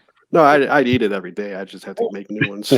Hold on a second. No, I this is really funny and interesting to me. Bobby says, I'm not that talented. I would just put a bunch of Twizzlers there. First of all, it takes talent to come up with the idea that Twizzlers would work. I get that they're red, but I would have never thought to line Twizzlers up. Just glue some Twizzlers to some cardboard and you've got your lava falls, right? Yeah, I guess so. That's great. You can put Twizzlers there. Here's an idea. You can lay Twizzlers down, glue them on, and then cover the Twizzlers with layers of Mod Podge, so you get the translucency or something like that. Hot glue, melted wax, all that stuff. Hylium. Chocolate in a water pump. Here we go again. We're having fondue night at Snake Mountain. That could be a chocolate fountain. Yeah, for sure. Fondue. I mean, second time fondue is coming to the conversation tonight. We're just going to have a Toy Frenzy fondue night. Mm-hmm. Red fruit roll-ups. So every time Bud says something to me, I have to say, hey, fondue. I'll keep it clean. It would have been nice in the new one if they had the interior demon faces, like that you could plug on, like the Super 7 one has. I like the in the Super 7 one, they've got the Skeletor's table with the this kind of crystal ball in the middle. Mm-hmm. Yeah, that was one of my wish lists for the Origins, was to have that. Yeah, for sure. I was actually, and it's funny, I was price checking, see if anybody was selling the Bone Throne separately, like selling parts of this Super 7. I wasn't ever able to find a Bone Throne. And if it was online, I'm sure it'd be very expensive. Yeah, because you're taking a piece away from the whole set. Yeah. I'm very glad that they're coming out with that again. I mean, they're coming out with that in the new one. Mm-hmm. Duh. I thought that was Bud at first. Scared the hell out of me. Oh man. Oh, sorry. Go ahead. I thought a lot of the Super 7 stuff had some problems, but this one, the Snake Mountain seemed to turn out really well. It looks like it's a really solid playset. Yeah. I think out of everything that Super 7 did after they picked up the classics, just from what I've seen, because, again, I came in really late around the time that they started doing it. And it was just like, this kind of is their, piece de resistance, what they could achieve. What a way to close out the line. Right? When I see this, when I saw Blue Snaggle Rockers Snake Mountain in person, Oh, buddy. But that's the face I make when I flirt. It's more like the face that he makes when he farts. Is this the face he makes when he flirts? When I saw this in person, I was like, it's really an achievement to make something of this scale as a toy. Just like the USS Flag was an achievement. Yeah. This is an achievement. It's phenomenal that this actually came to fruition for some people. And Eternia, yeah. So footprint wise, Eternia is bigger. Yes. I believe the central tower is slightly taller. Yeah. But it's really the overall footprint of all three of the towers and the track, because that's extra space going around the whole thing, makes it much larger. But again, depends on what you're talking about, because some people view the Super 7 Snake Mountain, because it's a more solid item, as it's bigger because it was more plastic used. But yeah, the Thunder Tank, that's right, Brick Something, that's pretty impressive. Yeah, Thanos, I know. A lot of people actor. That, yeah. Always got the funny comments. Yeah. So this came out a while back. I can't remember the name of the company, but these resin sculptures of the play sets are really cool. I'm sad I missed out on these because they're beautiful. I think. Yeah. Yeah, that's I like, just looks wise, I think that looks even better than the Super 7, the big play set. Yeah. Right. Yeah. And it's more desk friendly. And I believe Nate Barch did the design for both this statue and then the Grayskull statue from that company. Oh, that's cool. I didn't realize that. That's great. Speaking of great artists, because Nate is an amazing artist, but Shawn, you just posted an image that you drew for Matt Rodriguez, and you drew the green Triceratops. Right? Yeah, Rydor. And he posted it on Facebook. You guys, Shawn is an amazing artist. It's phenomenal what you were able to achieve with that, and you did it in a fairly short amount of time. From my perspective, that was me. Like, I had to do a Christmas. So okay, we did a Christmas episode for Legends of Grayskull, and we had one of our listeners win a sketch from me and a sketch from Jesse.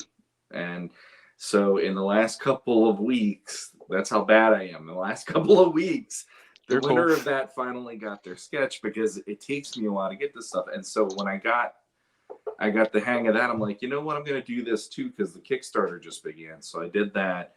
And I might dabble in a few more of the characters before the Kickstarter ends. We'll see how that works. I just want to remove those images for just a little bit, because I want to take a sidetrack based on this conversation and just talk a little bit about Defenders of Eden and Armies of Ashmore. Because we had Matt Rod as a guest last week, and his wife Rachel, and so far I think they're up to like 63% or something like that. Last time I checked, which is really amazing. In 48 less than 48 hours in, to be over the halfway point for the Kickstarter is amazing. Folks, look up Matthew Rodriguez on Kickstarter. You can type in his name. I've tried it. You can type in Defenders of Eden. I've tried it. It'll pop up. It's the first thing that comes up. And I'll get do one better. What was that? I'll do one better. Oh, you're gonna put a little thing down at the bottom? Let's just drop that link in the chat right there. Oh yes, perfect, genius. I didn't think of that. Okay, we're gonna open this up. Solo layout. Let's look at this amazing drawing Shawn did. It's awesome. Gorgeous. It's amazing. So I wasn't able to get the whole set. I don't know about you all, but I did get one figure, and I got the purple one, the General. Oh yeah, General Saros, I think is. Yeah, I fell hard for that figure. I pre-ordered him. The Rhydor was the first one. When I saw them all at Legion's Con, I kept honing in on him. No matter what I did, I always kept going back to that figure. Yeah. And when we had Matt Rad on last week, when he was showing off, oh, the shield splits in two, so he's old, and I'm like, well, now I need that guy. And then the Stegosaurus, and I'm like, now I need that guy. Yeah. And if they hit the stretch goals, I want the albino version that he's offering up if he hits 150. Yeah. There's an albino version of Rhydor, which is it's like, okay, to have two of my favorite character in different ways, that's kind of sweet. The other thing too that I realized about that, real quick as an aside, is some of the names of those characters are people in the toy community, and I did not know that until this week. So Rhydor is actually an homage to people call him Tomas, but it's Thomas okay. Rydberg. He's into Masters of the Universe. He's into Mythic Legions, and apparently that's named in honor of him. It's a tribute to him, and I'm like, you got to be kidding me! Did not know that. So I sent that directly to him as well, and be like, you're eternal in plastic form if this Kickstarter goes through. How amazing is that? So yeah, pretty cool. Well, that's amazing. I didn't realize. I love little, in any community where people create characters, there's always someone referring to somebody in a secretive way or as a nod or to honor them, and I love that. I love that. We got several people in the chat saying that they went ahead and pledged for some of those figures, so that's cool. Yeah. I think it's going to be a fun line, and the thing that gets me is it's like this is an army builder line. Mm-hmm. They're starting the line out with army builders, and then they're going to get to the main characters after this, like going into another wave or two or whatever. And it's like the people are responding so well to this. I think the rest of the waves they'll be taken off like a rocket, like this one, because like you said, it's 63% in 24 hours. It's amazing. And he's I think it's like 69,000 already, and he only wants 109. Yep. I mean, by the end of next week, maybe we're already going to be seeing some of those stretch goals. Maybe. Yeah, we got it right here. 69,543 already. 305 backers so far, and a lot of people here are part of that first 300, which is incredible. You guys are absolutely amazing. This has been a project that I've been watching before I even knew who everybody was. I was like, what? These are incredible. Yeah. And, it's just one of these things where I am so excited for this line. I, of course, have to wait till I get paid before I can do any of my pledging. Yeah. But, I mean, and they've also got all these bonuses listed, too, like Shawn was just bringing up. Get the comics. You guys get trade paperbacks, or, you can add on individual issues. Weapons packs. So the weapons that we see for all the characters, you get weapons packs. So, get it in extras. They said colors may vary, too, which might be pretty neat to see what alternate colors we end up getting of those. Origins hasn't even done a weapons pack yet. Come on, Origins. Come on, Mattel. Look, Black and Mattel. That's the thing about this that I think is cool is like I was talking to someone in the Cabal earlier today, and they mentioned the drawing I did made them actually go and do a pledge, which I was like, that's awesome, and for me, it's like when I look at this stuff, it's scratching an itch I didn't know I needed to have scratched until this line. And it's like, the weapons packs, he drew inspiration to make this comic because of his love for Masters. They're going to write what we know of Masters when we were kids with the weapons packs and everything else. And I'm just like, it feels like I'm having a resurgence of my childhood, knowing this line is out there and the potential that it could grow into more stuff later on. So I'm getting kind of like, I feel like I'm like 6 or 7 all over again, knowing this line is potentially going to get funded. And that means it's going to do this. That's going to happen to other folks too. And I love that. I love that. It's great. Learned last night that Defenders of Eden was originally Defenders of Eternia, started as fan fiction for a Mattel contest in that world. That's awesome. And Matt smartly opted not to submit to retain the rights. Good. Yeah, no kidding. Yeah. That's fantastic. I'll also let me real quick show you. Here's one figure I really want them to make, and I'm hoping he shows up sooner than later. There. Oh, yeah. Oh, nice. And that is That's the Nate awesome. Barch tribute. Yeah. He reached out to Nate and got the rights to make Abena as one of his characters. And when I saw what that character would look like, I'm like, yeah, I need that on my shelf. Yeah. So that is cool.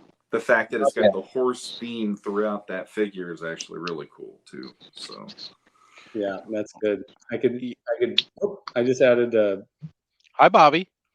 What's up? Sorry, I was looking something up.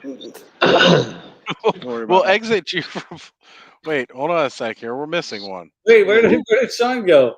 what did I do? Shawn, add yourself next time. I think you backed yourself out. I don't know what I did. I may have actually accidentally done that when I was trying to reduce Shawn's get back to the people, everybody. It's like the Phantoms are.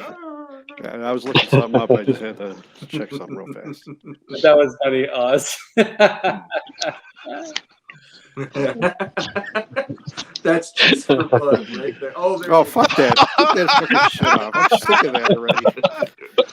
You know? I love it. That's the best running gag Bud could have ever given us. This is showing up in periodically throughout the next episode. That commercial of He-Man and Skeletor doing that, I always thought that was awful. I didn't need to see them being made fun of them that way, but this is gold. This is the good stuff. I felt similarly until the CGI watching He-Man and Skeletor dance on that train. Yeah, and that I knew that was a nod to that, and I'm like, why did you guys? I was like, whatever. So it's the same thing with the "What's Up" thing too. It's like, if people know that you like Masters, they automatically go, "Hey, have you seen that?" Yeah, I saw that at least 200 times in my life so far. Thank you so much. Yeah. So. Did any of you guys get the Mega Construct Snake Mountain? No. I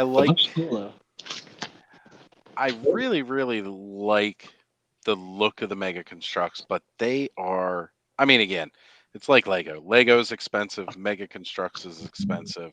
Yeah. The sets are gorgeous. Mega Constructs just tend not to hold together as well as Legos, and that bothers me. Especially when it's these bigger ones. But they've got a lot of cool brands, though, so it's kind of tough not to really enjoy them. My sister, she ended up picking up both Grayskull and Snake Mountain. She's been working on those. And I got to tell you, I can't wait to see them finished. And I'm going to have to make a special trip out to Indiana just to go play with them. Yeah, there you go. They are pretty. These are epic builds. And it's pretty cool that they were able to come up with a way to do this, to still have it look organic, even though they're bricks. I mean, that's cool. Yeah. Oh, man, there's a channel I'm subscribed to where, like, last year, or 2 years ago now, I think it is, he was doing live builds. So where he was just building Legos, he was building, like, the Home Alone house during Christmas time, like, once a week he'd pop on and build a bag or two and just put together one portion of the house. And I thought to myself too, while seeing this, how cool would it be just to do that, kind of have a chill night where I'm building Snake Mountain and we're all chatting away and stuff, but it's just that price that gets to me, It's really expensive. Yeah. I just can't do it. Yeah. Let's see. Oh, and this was a concept play set that I just fell in love with. Stuart Cameron came up with this. Oh, yeah. And you can see that he's using elements from those the little resin sculpt that Nate Barch designed, and then also sort of the vintage playset a little bit with the snake and with the archway. It's pretty. This would be a pretty amazing playset. Yeah, I like that they moved the that gateway over to the other side to leave the Snake Mountain part just kind of pure Snake Mountain. It makes so much sense, right? Mm-hmm. Yeah.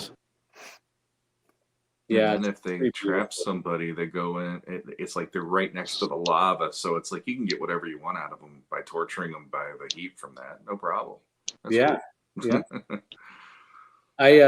If I had seen this, my first time seeing this was on Monday when I was looking through images, and if I had seen this before I made my first one, I think I would have been highly influenced by this to build in that way. And in fact, I may have even thought sorry, Manny, if you're listening to this, the person who commissioned the most recent one, but in seeing this after I had already started the new one, I was like, maybe I should make the Muppet head bigger, or have a stairwell that goes up the front from instead of up the side of the front.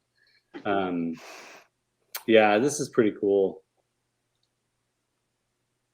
So part of me was secretly hoping that the Origins Snake Mountain would take some inspiration from the Super 7 Snake Mountain, or look something like this one, but smaller scale, and maybe not, and definitely not as detailed. But I was secretly hoping that they would try something like this. But I get it. Origins was really honoring the original, the vintage stuff. So yeah. But this could be a Masterverse Snake Mountain. Just throwing that out there, Mattel, if you're watching. Not gonna happen. It's not. Do you think they'll do playsets for Masterverse? I always said no. I always thought it was just a figure line. Yeah, I doubt it, unless it really blows up. But I don't think it's going to. No. It would be, to see a new Eternia Grayskull, to see a new Eternia Snake Mountain would be just a dream come true for many of us, I'm sure. With nods to the concept art on both of those, would be just phenomenal. But I doubt it's going to happen. Yeah, I don't think so either. Yeah, we've got Bobby up and me down from top and bottom saying nope, not going to happen. Yeah, that's right. So I just I can't talk about Snake Mountain without talking about making your own Snake Mountain. This is my first Snake Mountain that I built, in my Grayskull that I built, which now this one belongs to Pedro, and then this is another image of that. So I really wanted to try and get us to create a filmation Snake Mountain and include elements of the original playset, but I couldn't let go of one or the other, so I had to do it. That's awesome. I dig it. That's really cool. And this is the one you're making now is going to be more kind of dark slate bluish instead of the purple. Yeah, it's going to be more monochromatic based on the filmation colors. However, the one that I'm doing now, this is the one I'm doing now. I'm incorporating more of the vintage playset. I'm looking closer at the Super 7 playset. I've got that bigger cave in the front. There's going to be little lava canals, as you can see there. And but this, if we can imagine this as sort of that slate monochromatic bluish, greenish color, then it might work. It's awesome. That's really digging it. Absolutely. So I just had to show that off. If anybody out there is interested in commissions, let me know. I'd be happy to do this for you. They are not cheap. I apologize. I wish they could be, but the supplies are expensive, and the time is really the biggest expense. But it's so much fun. The first time I ever built something was this Grayskull, and You can't see how big it is. I guess you can, because there's the Origins He-Man and Battle Cat back there. You can sort of see how big Grayskull is.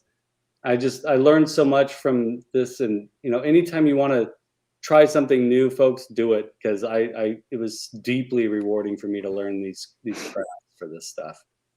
I don't think you should ever apologize for what you're going to have to ask them for something like that. Because, I mean, just seeing your videos, I've been watching your process videos to get where you are right now.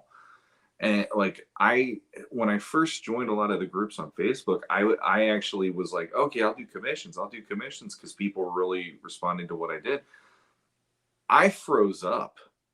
And part of it was just the anxiety of, oh my God, now I have somebody paying me to do this versus it's not fun anymore because I can't just sit there and draw whatever I want. Yeah. So I ended up stopping. So the fact that you're still doing this and you're taking your time, you're putting in the effort to do it. No, like, don't ever. I mean, I understand the idea. You're looking at it from to you, this is your art. To you, this is fun, and putting a price tag almost has that, like, you feel like, like you got that like nervousness about, I hope you don't hate me for the fact that it's going to be this much. Totally. But I think anybody who sees going to look at that and go, I will gladly pay that because I see what you're putting into this and you're making it custom for me. It's like any kind of a commission. That's what they should be doing. So yeah, don't apologize, even though as an artist, I completely get it. Putting a price tag on anything you do is always like are they even going to buy it now or whatever? Right. So I completely understand. Yeah, no, thank you, Shawn. That helps me feel better about it. It is hard to do because, you want to bring joy to people's lives, and putting a price tag on joy is really difficult to do. And pricing art is already, like, there's so much bullshit to that. Like, oh yeah, because all depends on how well known you are, and that's when it enters a really strange territory once like when the familiarity of an artist comes into play. So it is a dynamic of being like, well, I really want this person to just, it came down to me, like, literally pricing out my hourly work. Mm-hmm. That's really what it came down to. And so I could defend the cost when I presented to somebody. So like one of the final commissions I did before I finally said, okay, I'm not going to do this, like, promote myself in that way as much, was a friend of mine wanted me to do something, and I am not the fastest, so he ended up getting somebody else to do it. I found out by this guy, the artist, posting on Facebook, here's a commission I just got finished, and I reached out to my buddy. I go, he just did a piece that you asked me to do. Was that for you? And he's like, yeah. And I'm like, okay. I'm like, all right, fine. I didn't get to your piece. I understand that. So I'm like, well, can I make it up to you? Can I do another one of something else you want to do? And I ended up doing a bigger piece than I normally would. It had more stuff. It was He-Man versus Superman in front of Castle Grayskull. Mm-hmm. I literally got like maybe half pennies on the hour for how long I took to do that, because I honored how much I told him I would do it for originally. And it was for a smaller piece and all this other stuff. So that was pretty much like, I don't like doing it anymore for that reason. Like, I'm putting the cost of my time, and my time was it took me more time to do it than it took me to, the cash just didn't justify it anymore for me. Yeah. I'm like, I learned a good lesson there. I made him happy, and he has the piece, but I was like, yeah, I can't do this with a clear conscience, knowing I'm taking the time away from my family, putting it into this, and it's just not equating anymore. So, that was the big discovery. The first time I ever made an artwork for someone, that was my biggest, the big discovery. It was like, oh wow, I really undercharged for this. Yeah. Because I'm spending so much more time on this that I'm not getting paid.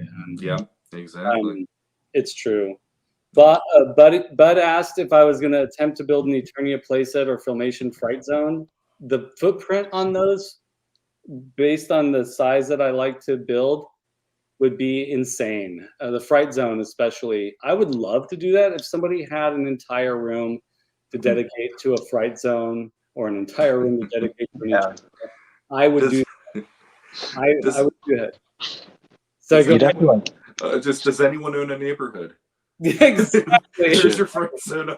I feel like wait till I buy my warehouse in Arizona. I'm going to get a warehouse and turn it into a museum. Skelly, you're welcome to come build. I will gladly. That would be a dream come true. So I have like this obsession with Disneyland, right? And it's not because of Disney, it's because of the environment that Walt Disney created. It's immersive. It has, it has these berms around it that surround the park, so you can't see out. You're in this place that you can't see beyond it. That's like, to make a small version of that in somebody's house is like the ultimate dream for me. Not that I would make a Disneyland, because I wouldn't.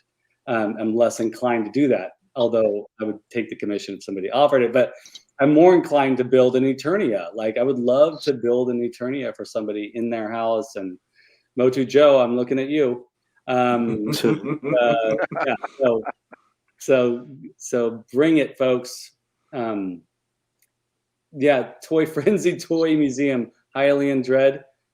Oh, Alpha Inflict, it's a trip I tattoo. Oh, I tattoo for a living, and honestly, my best work is usually my free work. Isn't that interesting? I see that. I can see why that would be.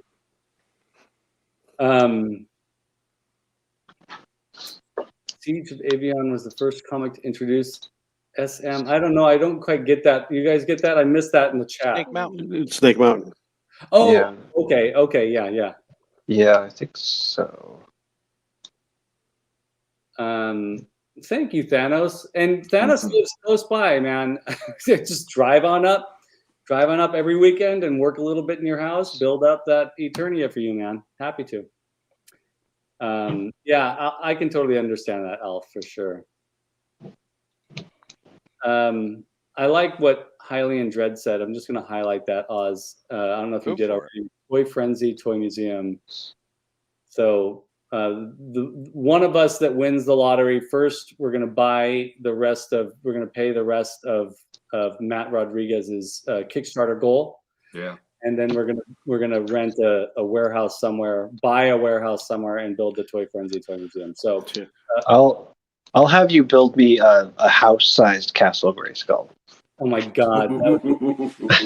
Now we're talking about lumber, because foam just isn't going to work to support all that. No, that'll be real. In fact, there's a Hollywood Haunter. I know I mentioned him before on this show, but Hollywood Haunter built a fiberglass Grayskull bunk bed for his son that is based on this. You're gonna love this, Adam, if you haven't seen it yet. Based on the place that you have behind you. Yeah. And I would just watch his fiberglass videos and learn how to do that. Yeah, I did see that. He did an amazing job on that. That was just jaw-dropping. Just phenomenal. There's a meme that seems to be out there every time, like the Powerball or the Mega Millions gets up there. It says, if I win the lottery, you'll know I won the lottery because of this. And there's a Castle Grayskull in the middle of a neighborhood, so we know which one of us will be that person, Adam. That's right. Yeah. That'll be my house. The lottery, you're just gonna live in Castle Grayskull. Well, first I'm gonna buy Skelly his little space shuttle toy room out back. Yes. I remember. I gotta hook my man up with his dreams. That's right. I remember that. I want that, man. Bud, I won't. But you and I are on a chat, so I can talk to you about it there. But I won't, only because Manny commissioned previous folks who have commissioned. I'm sure they don't want me saying what I've charged them to do this. Yeah. Thing, so don't put that business out there. Yeah. Captain Biscuit 71. Why is it so? There's going to be the Motu laser tag in Arizona, but why isn't there mini golf? That makes so much sense. That's what we've got to build, folks. Golf with a havoc staff and a power sword. Let's do it. Oh yeah. And the final hole will be the demon face of Snake Mountain, where you had to get it in your mouth.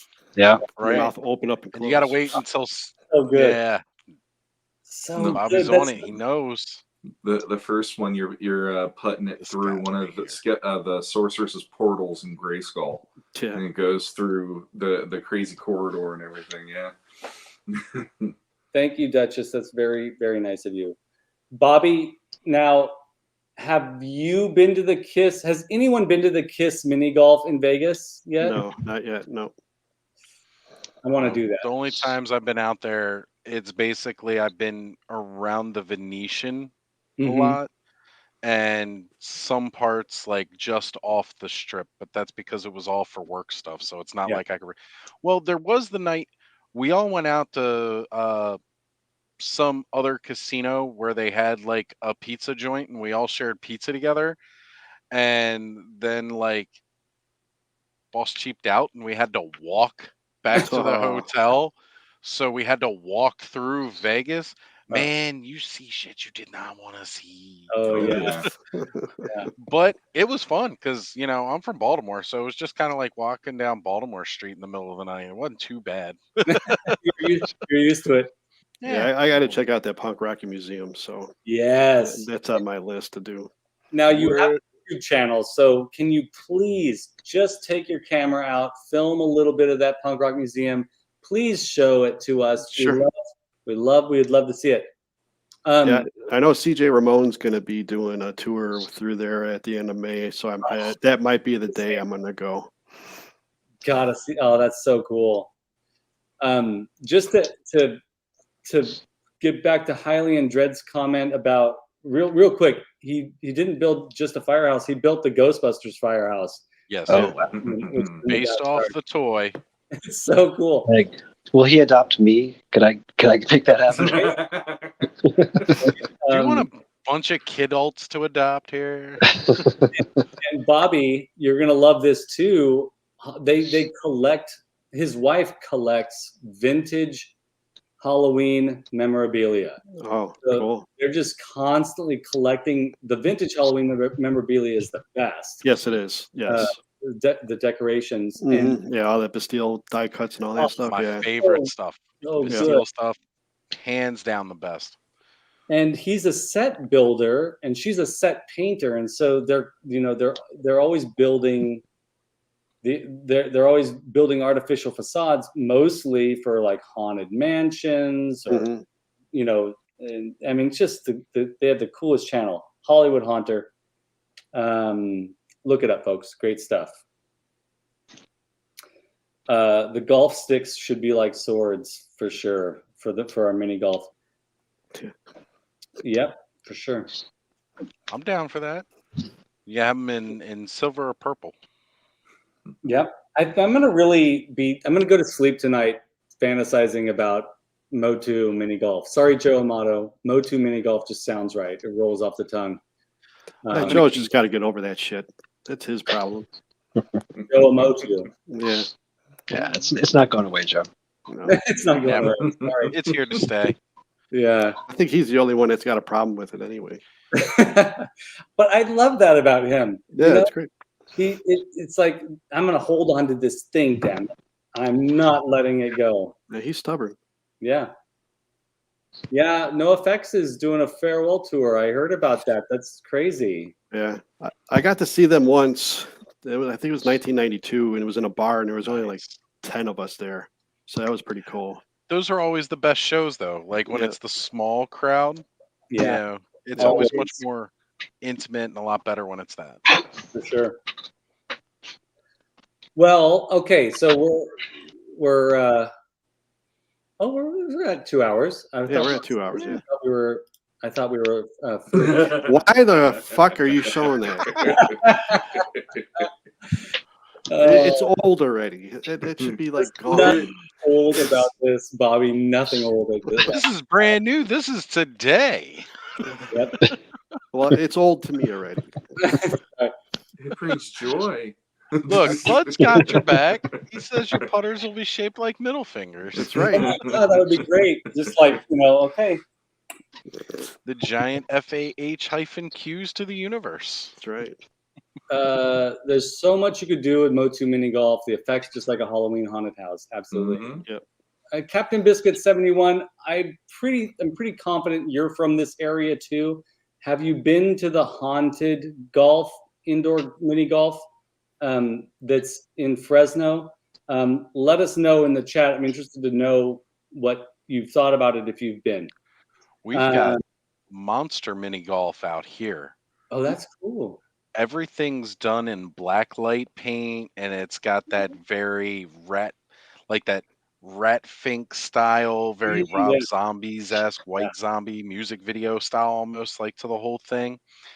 And I absolutely like. It's really fun to go through there. I mean, of course, like, it doesn't change much, but then they've also added laser tag to it too, and it's done in a very similar fashion as well. Really neat experience. I'm just happy everybody's calling it mini golf and not that stupid ass putt-putt.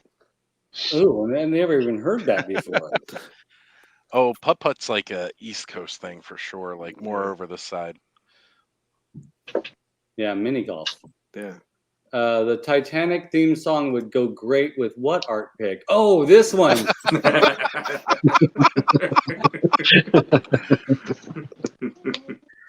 Oh man, it never gets old. I just want to say it's been a blast. It's my last episode with you guys. I am no part of the frenzy anymore. No. Well, that's going to be in your square next time. You know that, right? Say what? That image will be in your square next time. And you'll put my mouth over it like. Yeah, it'll be like the Quiznos, those creepy things. It'll be there's a mouth talking where you are. Yeah, it'll be awesome. We'll have somebody sub in and do your voice, and it'll just say "fuck you guys." Well, it's only fuck you guys, and then we just talk about something else. I gotta take a moment and just go back to this real quick. Captain Biscuit 71 said, I didn't know about it, but I'd love to go. So Captain Biscuit 71, I think you're friends with Blue Snaggle Rocker, who won the Wondar in like how many months ago? And my bad. It's okay.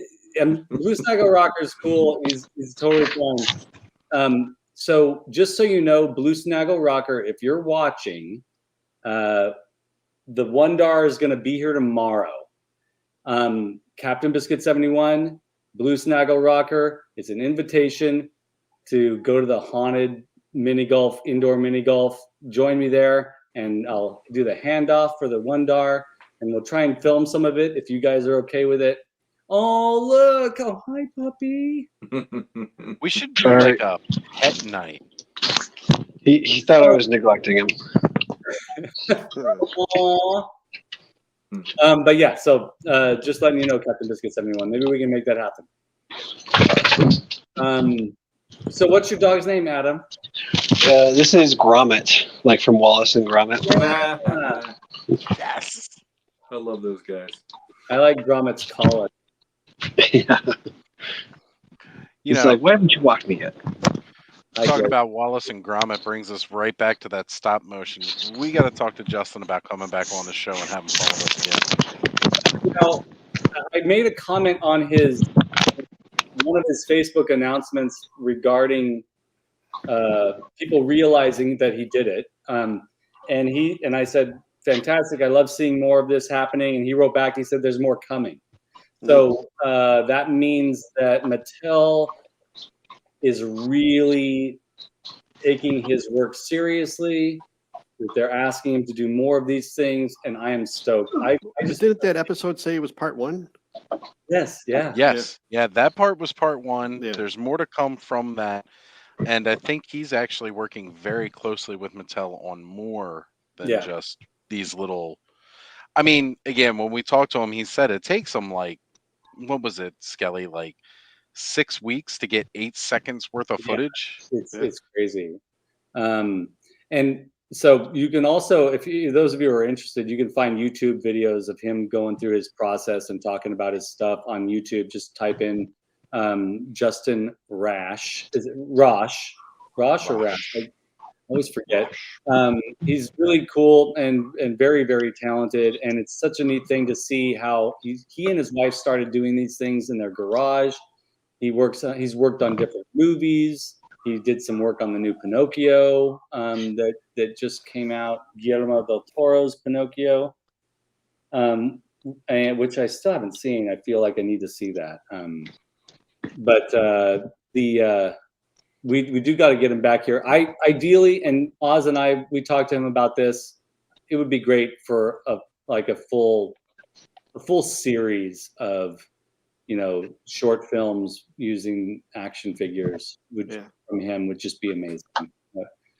And if you guys missed out on that episode, go check out the Toy Frenzy archives. I just posted the link in the chat for everybody. Go see our interview with Justin Rosh.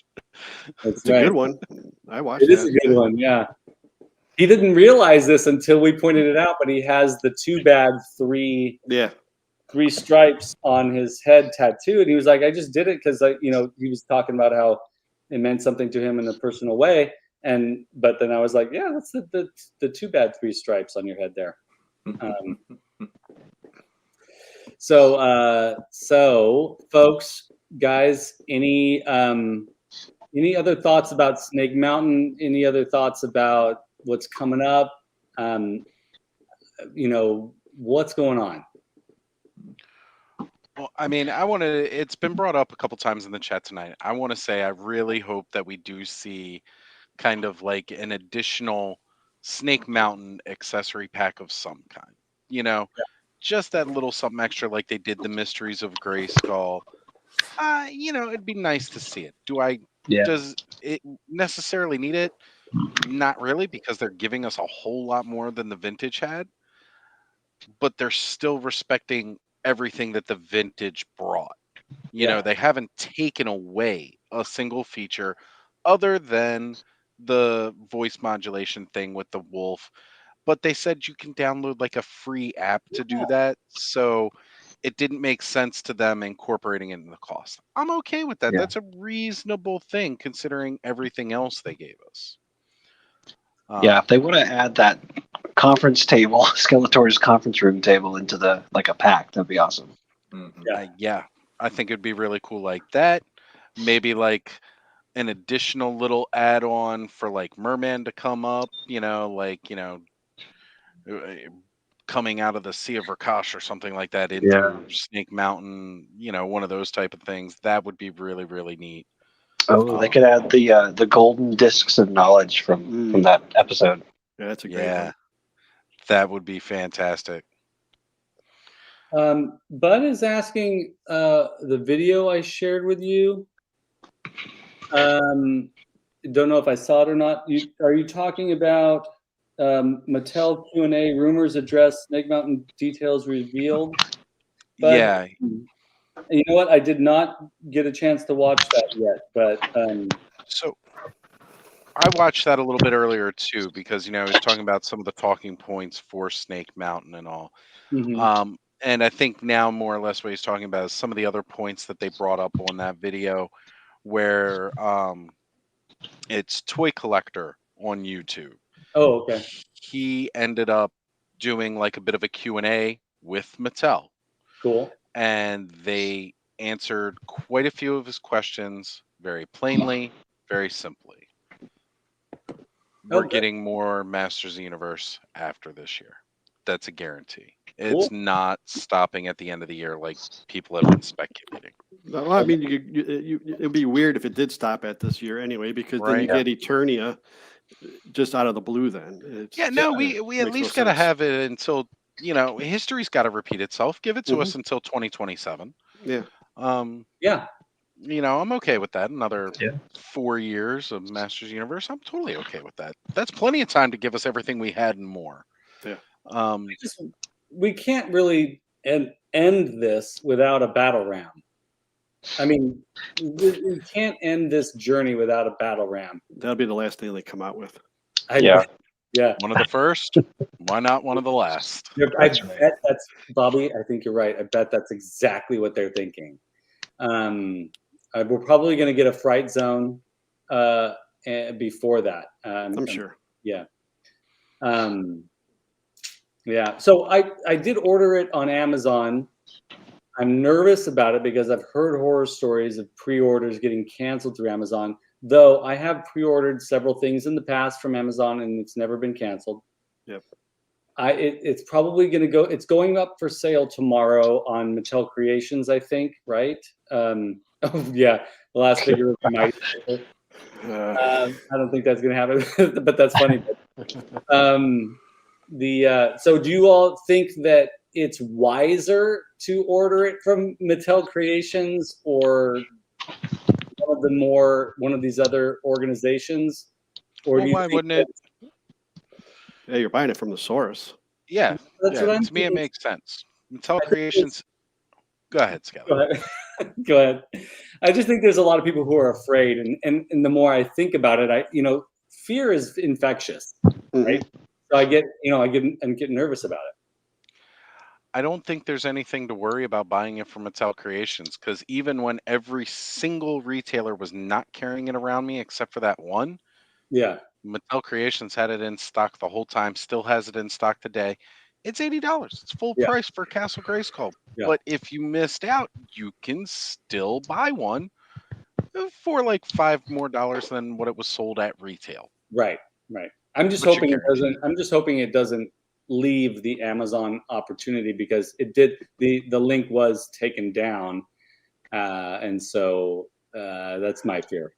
If anything gets canceled from that very first, it would be like that pre-sale type thing, because I don't necessarily think that was supposed to happen. Yeah. But who knows? They may have leaked it and they were like, okay, we'll drop it and people will rush out and pre-order it.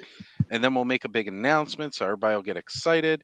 And then we'll sell out in 2 minutes and everybody will have to, That happened on Big Bad Toy Store too when I pre-ordered. I think it was, I don't know, it wasn't Stride or it was something, and the listing went away, but I still had it on pre-order and I still got it.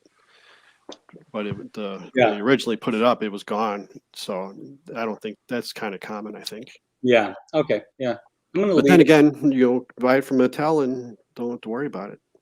I just love that there's, because we're a 4-person family, we pay for Amazon Prime. Yeah. And I just really like that. Free shipping. There's free shipping there with that. Yeah. So, Allison brings up. Yeah. Oh, go ahead. No, go ahead. So I was just going to say about it. Go ahead.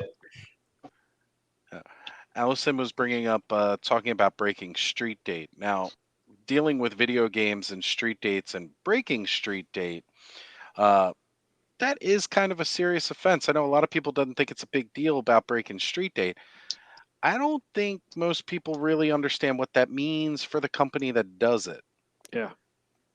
When you break street date, for every single one of those pre-orders that somebody got, each one, Skelly, do you know you just cost Amazon $1,200? That's fantastic. It's Amazon. Right. They can afford it, believe me.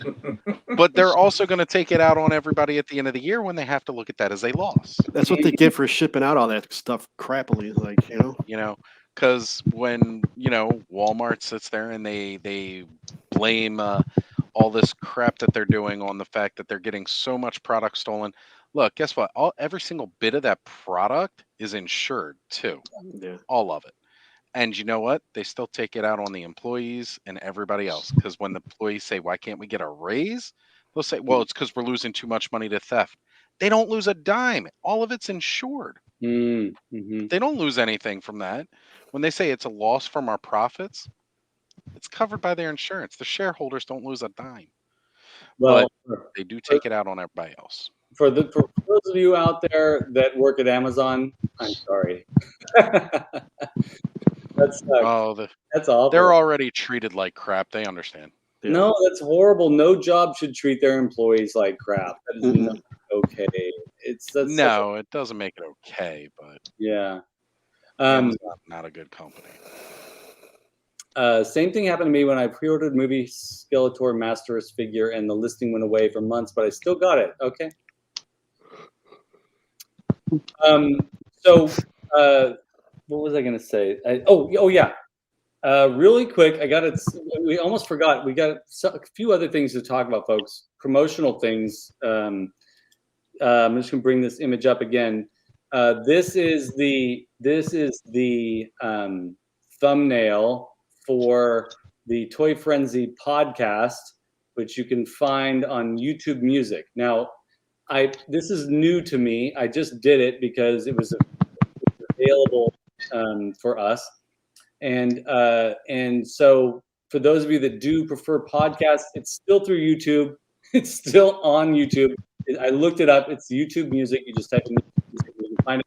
The link is down below, but it is Toy Frenzy is now a podcast that you can listen to through YouTube Music. And that is a goblin, I think, that's behind someone's microphone knocking at it. I hear it. So what were the other things we wanted to mention, or did we already mention them earlier? Stickers. If you want a sticker, the Etsy link is down below too. If you want to order yourself a Toy Frenzy sticker. Oz, do you want to show off your Toy Frenzy beverage? Yes. So, haven't actually made any merch yet, but when you get a Toy Frenzy sticker, it's real easy to turn anything into Toy Frenzy merch. Wink, wink. That's right. That's right. But I feel like there were a couple of other things we wanted to mention. Well, Social media. Yes. Oh, yeah. Yes. Bobby, take it away. No, Oz can go ahead. He was going to make the announcement. Okay. So, not that we actually have roles or anything in this whole craziness, but Bobby got a first role as he is now.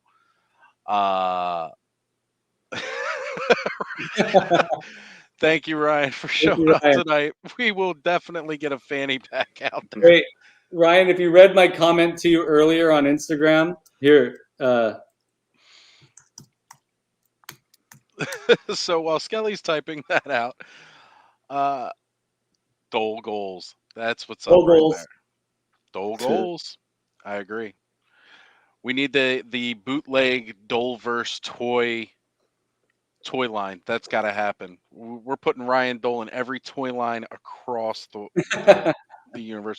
Yeah. G.I. Joe, Ghostbusters, everywhere. We're gonna make it. So Bobby is now our head of social media. He is running, and as I so cleverly had it on that banner earlier, I'll bring that back up. You can now follow Toy Frenzy on both Twitter and Instagram. As we said, we've kind of cut out the Power of Attorney podcast that the top three of us were doing here, Adam, Bobby, and myself. And now those social media accounts have been tied into Toy Frenzy as itself. So we now have our own social media, and Bobby will be in charge of it. So, Bud, you can harass him further publicly there. He's blocked. Been one of our #1 supporters from the start, and so he's the first one blocked too. That's damn straight. You don't piss off the manager. Oh man. Ryan, Dole, do more posts about. Oh, sorry. I just clicked on. Did I click it off or? No, it was my fault. You guys, man. I know we're always doing that.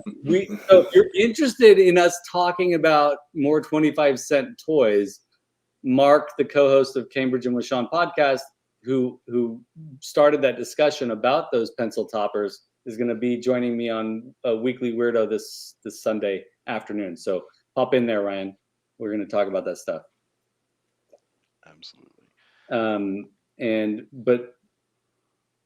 Now, what did Allison Troy say about Eternia's?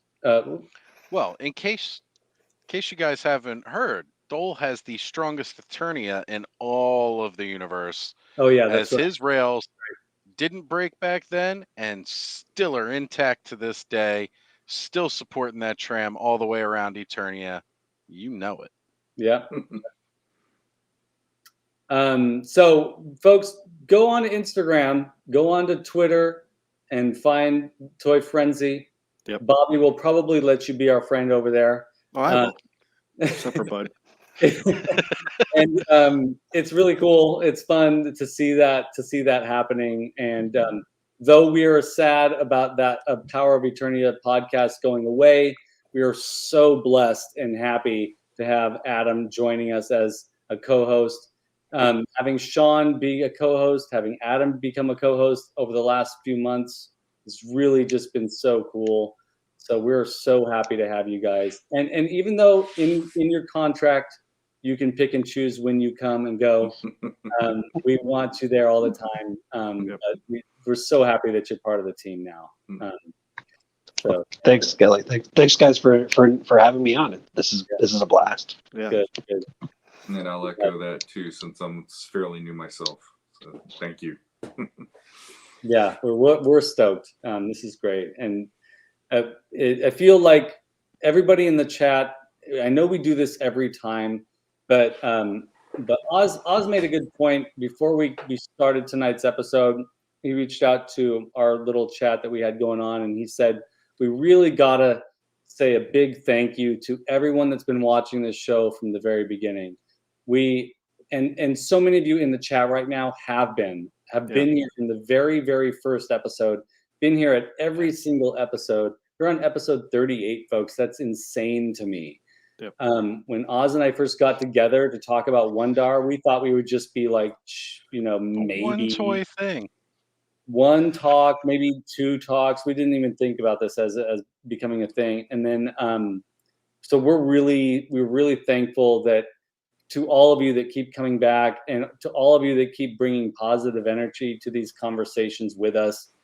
And even though we know that Bobby and Bud just don't get along, everybody else brings super positive energy to the conversation, and we absolutely love that. And you can't have just all light; you got to have a little dark too, right? Yep. But you guys, you're all fantastic, for those of you that are patrons to Bobby, Oz, and me, we really thank you too. Now we've got to try not only to talk Shawn into starting a Patreon, we also got to talk Adam into start. Adam, do you have one? No, I don't have a Patreon. I'm not.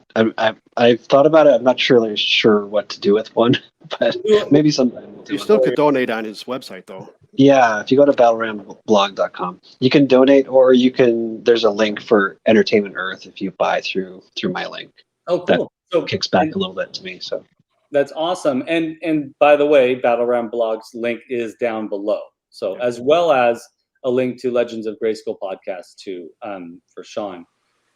So yeah, folks, we know that donating money to things is not always easy, but if you're interested in buying some kick-ass dinosaur action figures, if you're interested in being involved in something at the ground floor, go to Matt Rodriguez's Defenders of Eden, Armies of Ashmore Kickstarter page and contribute to that. Contribute a few bucks to Skele Vader, Oz, Bobby, and eventually Adam and Shawn. But contribute. Those contributions really help with things like future giveaways. Us getting stickers, and because the stickers happen because of our Patreons. And so contribute if you can. If not, we totally understand. But you get little goodies, and you get inside scoop on certain things if you do become involved in that way. Yes, Battle Ram Blog is the best. So, I mean, I don't know. I know that I've already fawned over Shawn as being a huge influence on me when I was starting out my journey of collecting again, Legends of Grayskull podcast. But I got to say, Adam, I've been reading Adam's blog since before I even right at the beginning of me getting back into it, and it probably contributed to that in many ways. So yeah, Adam, your blog is legendary. So thank you. Yeah, it's I started in 2015, so it's going to be coming up on 10 years pretty soon. So that's cool. Another celebration coming up. We've got our 1-year anniversary of this coming up, 10-year anniversary of you coming up, and our 50th episode coming up. So we're planning some giveaways, folks. So just so you know, we've all been talking about different things that we can give away to you all, and we're gathering some goodies. So stay tuned for future exciting giveaways, and we should probably figure out a way to celebrate the 10-year anniversary of Battle Ram Blog too. Yeah, we have to. We've got to do that. Well, maybe Mattel could put out a Battle Ram that year. Yeah, right? Why not? Right? That would make so much sense. We got to do that. We got to talk them into it. Don't know how we're going to do that, but we'll try it. Thank you, Captain Biscuit 71. Yes. Thank you, brother. That's awesome. Well, I never imagined that we would get to do something like this on a YouTube channel. So I'm stoked. And with such amazing dudes. Decade of ramming. Fantastic. Ryan, where have you been the last few episodes? It's so good to have you back in the chat, man. Absolutely. Get Ryan back on to chat with us sometime in a future episode. He's so much fun to have on the show. So I just did a lot of talking, guys. Yes. I'm so sorry about that. No, that's all right. It's good. I always feel like if I talk like that at my job, if I talk that long, I'm generally like I'm genuinely not doing my job right, because I'm talking at students all the time. So what's going on, guys? Where can we find you all? What are we looking forward to this next week? Like all that stuff. Well, I guess I'll kickstart it off. Mm-hmm. Later this week, you guys find me on Ostradamus Toys Live on Saturday, as well as coming up this weekend, I will also be doing another episode on Toy Connections, so you can catch me on Sunday for TKO. We'll be sitting down, of course, with Ken, and I believe we're having Adam, Highly Articulated, will be joining us on this TKO, as well as I think, Ryan, as a matter of fact, I believe Craig from Toy Anxiety will be joining us on TKO as well. That's awesome. So that's going to be a whole lot of fun. And, tons of other stuff coming out on the pipeline as well. So it's awesome. Shawn, follow me. You can follow me on Twitter and Instagram. That's about it. No, wait. There is a big announcement because there is a new show coming out on YouTube called Bobby and Bud, and it's going to be the most. That does not get old. It's going to be a talk show where they just look at each other. It's going to be a staring contest. Hours of silence, probably, and some dancing. Hours of staring in disdain. Have you ever wanted to look at a man looking at another man and knowing he's thought of 30,000 different ways of killing that man in the span of 30 minutes? That's that show. Sorry, Bobby's just going through his head of all these ways of killing Bud, and Bud's just there like, I'm just happy to be here. This is great, Nobody puts Bobby in a corner. Oh my gosh. Nobody puts Bud in a corner. Absolutely, Hylian, yes. That's exactly what I was thinking.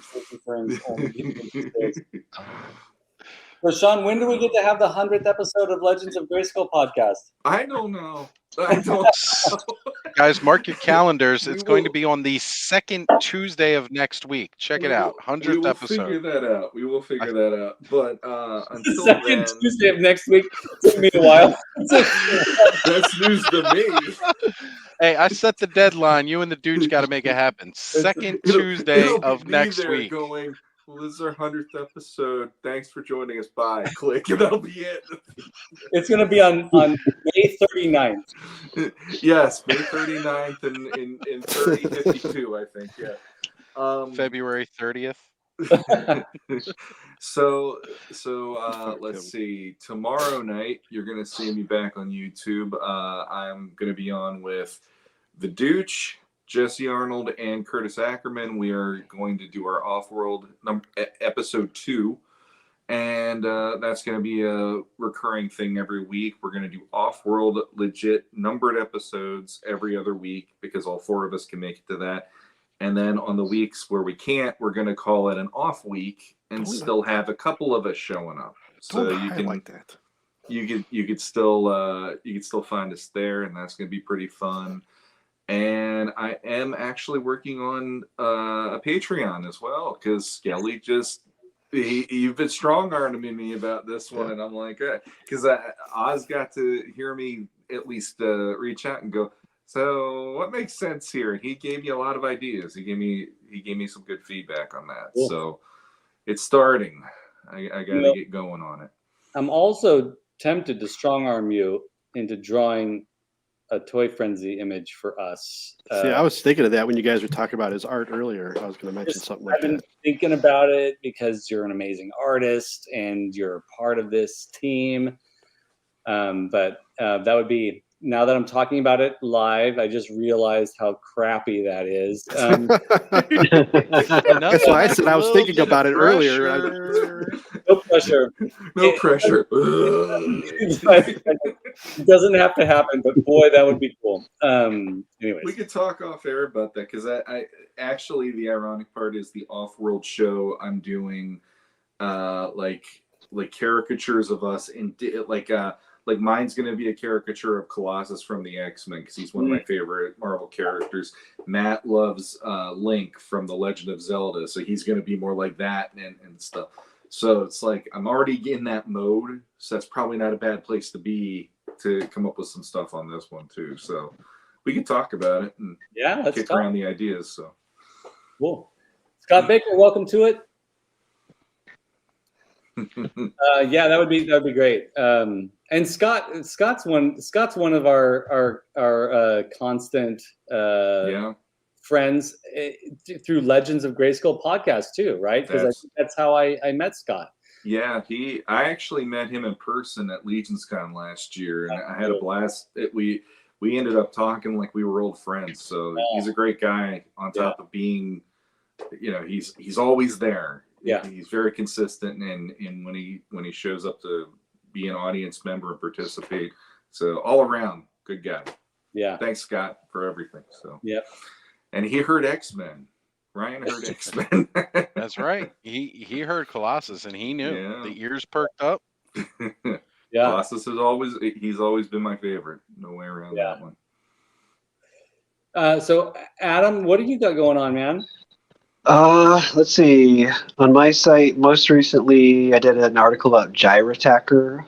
If you're familiar with that one, I've got one kind of a companion to that. I'm writing an article about Rotar, who is kind of supposed to go with the Gyrotacker vehicle. Nice. My buddy Yuka Isakainen has got some Toy Fair scans in the hopper he's going to post on my site as well. And then I'm going to appear on Toy Habits as a guest either this weekend or next. I'm not sure yet. Oh, that's great. That's fantastic. Sweet. That's awesome. I can't wait for that. That'll be great. Yeah, thanks. So I got to say, I was telling Adam before we started the show tonight that I was listening to his interview on Dad at Arms, which is a really great interview, by the way. And Dad at Arms is another up-and-coming YouTuber, and he's got some big names that he's already interviewed and continuing to interview. Very cool interviews. But your interview, Adam, with him was awesome, and it reminded me of something that is really important, and that is to the concept of using trustworthy reference materials. And that's one of the things that we can get from the Battle Ram blog is trustworthy information, because you do such intricate and deep research, and you are careful about the information that you garner and the information you use. which is such an important aspect of this thing that we're interested in, which is toys, because there's always rumors going around of things that could be coming, or things that happened, or things that people said, or whatever. And it's so refreshing to always be able to go to Battleground blog and get real information. And so I really love that you guys talked a little bit about that in that interview. And I just wanted to make sure that I jumped on that boat and let our listeners here know that if they haven't gone there yet, they got to go. Such a great website and trustworthy source of information. Historical, really, you know. Yeah, I appreciate that. I think it's really important to not say anything beyond what the evidence, or if you are going to speculate, say that you're speculating, right? Exactly. So, like, this is my opinion. This is what we've got as far as documentation. I mean, I've always had lots of people chiming in with helpful information too. Yuka, I mentioned him. He's been helping me from the start. He fact checks me a lot too, and makes sure, if I'm missing something that I didn't think of, he gives it to me. There's all kinds of people who've provided me with information. So it's better if you've got a whole community, helping you out there. A community of people who are interested in the truth. Because part of what is the foundation of our fandom is what's really happening, what did happen, and we can't speculate too much, because what do we really know about what could come? So we're fans, unless we're an expert and we have the inside scoop. But I just figured out a hashtag, but it's kind of mean. I'll save it for another episode. I'll tell you. No, you can't. Don't you? Okay, I'm gonna type it in the thing, and then that's it. Put it in the private. Put it in the private chat link. Okay. Anyways, I'm getting sidetracked by something really funny. I'm just gonna put it in the chat. Okay.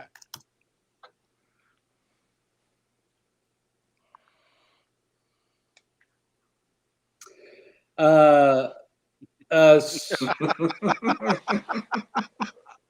that the right word? Is that the right word? Yeah, mighty spectator, because he's just sitting on the outside watching. And I don't mean that mean-hearted. It's just, we got to be careful when we speculate. Even if we have knowledge, it's important to show. It's important to articulate the foundation of that knowledge. I feel like I mean, rightly so. A lot of the speculation there is just I don't think that was appropriate, but I do want to give him credit. He's posted some actual documentation from Mattel on some of his other videos, which were great, which I've used too in some of my articles, like about Wondar, like the special offer He-Man. He actually had documentation from Mattel that was really helpful in kind of solving that mystery. So and actually, let me just say this too, that I've enjoyed a lot of his content. So I don't mean anything mean by that. It just it's just a funny thing that came to me. It's sassy, and sass is good. Thank you, Allison. And I don't get sassy very often. My ears are already glowing. I don't like it. Bobby's seen me get worked up about things. So all right. So well, I'm excited. This was a great episode. I'm stoked that there's a Snake Mountain coming. And thank you all for being here. And I can't imagine a more fun group of guys to be talking to about this stuff. And I know that this show is going to be amazing. Oh, you son of a fucking bitch. Motherfucker. I swear.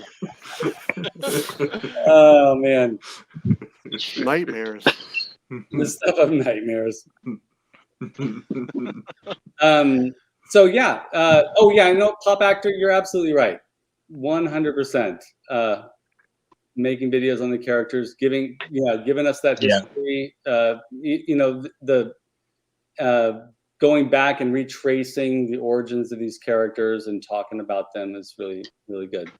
Yeah, I'll say it's especially the classics figures because he was there for that, so he knows what went behind that. Sometimes his facts on vintage history, sometimes it's insightful. Sometimes I think it's a little bit too like did rush through it, didn't quite get everything right, but And that happens. That happens with any field of study, with any realm of interest. We get carried away, and I think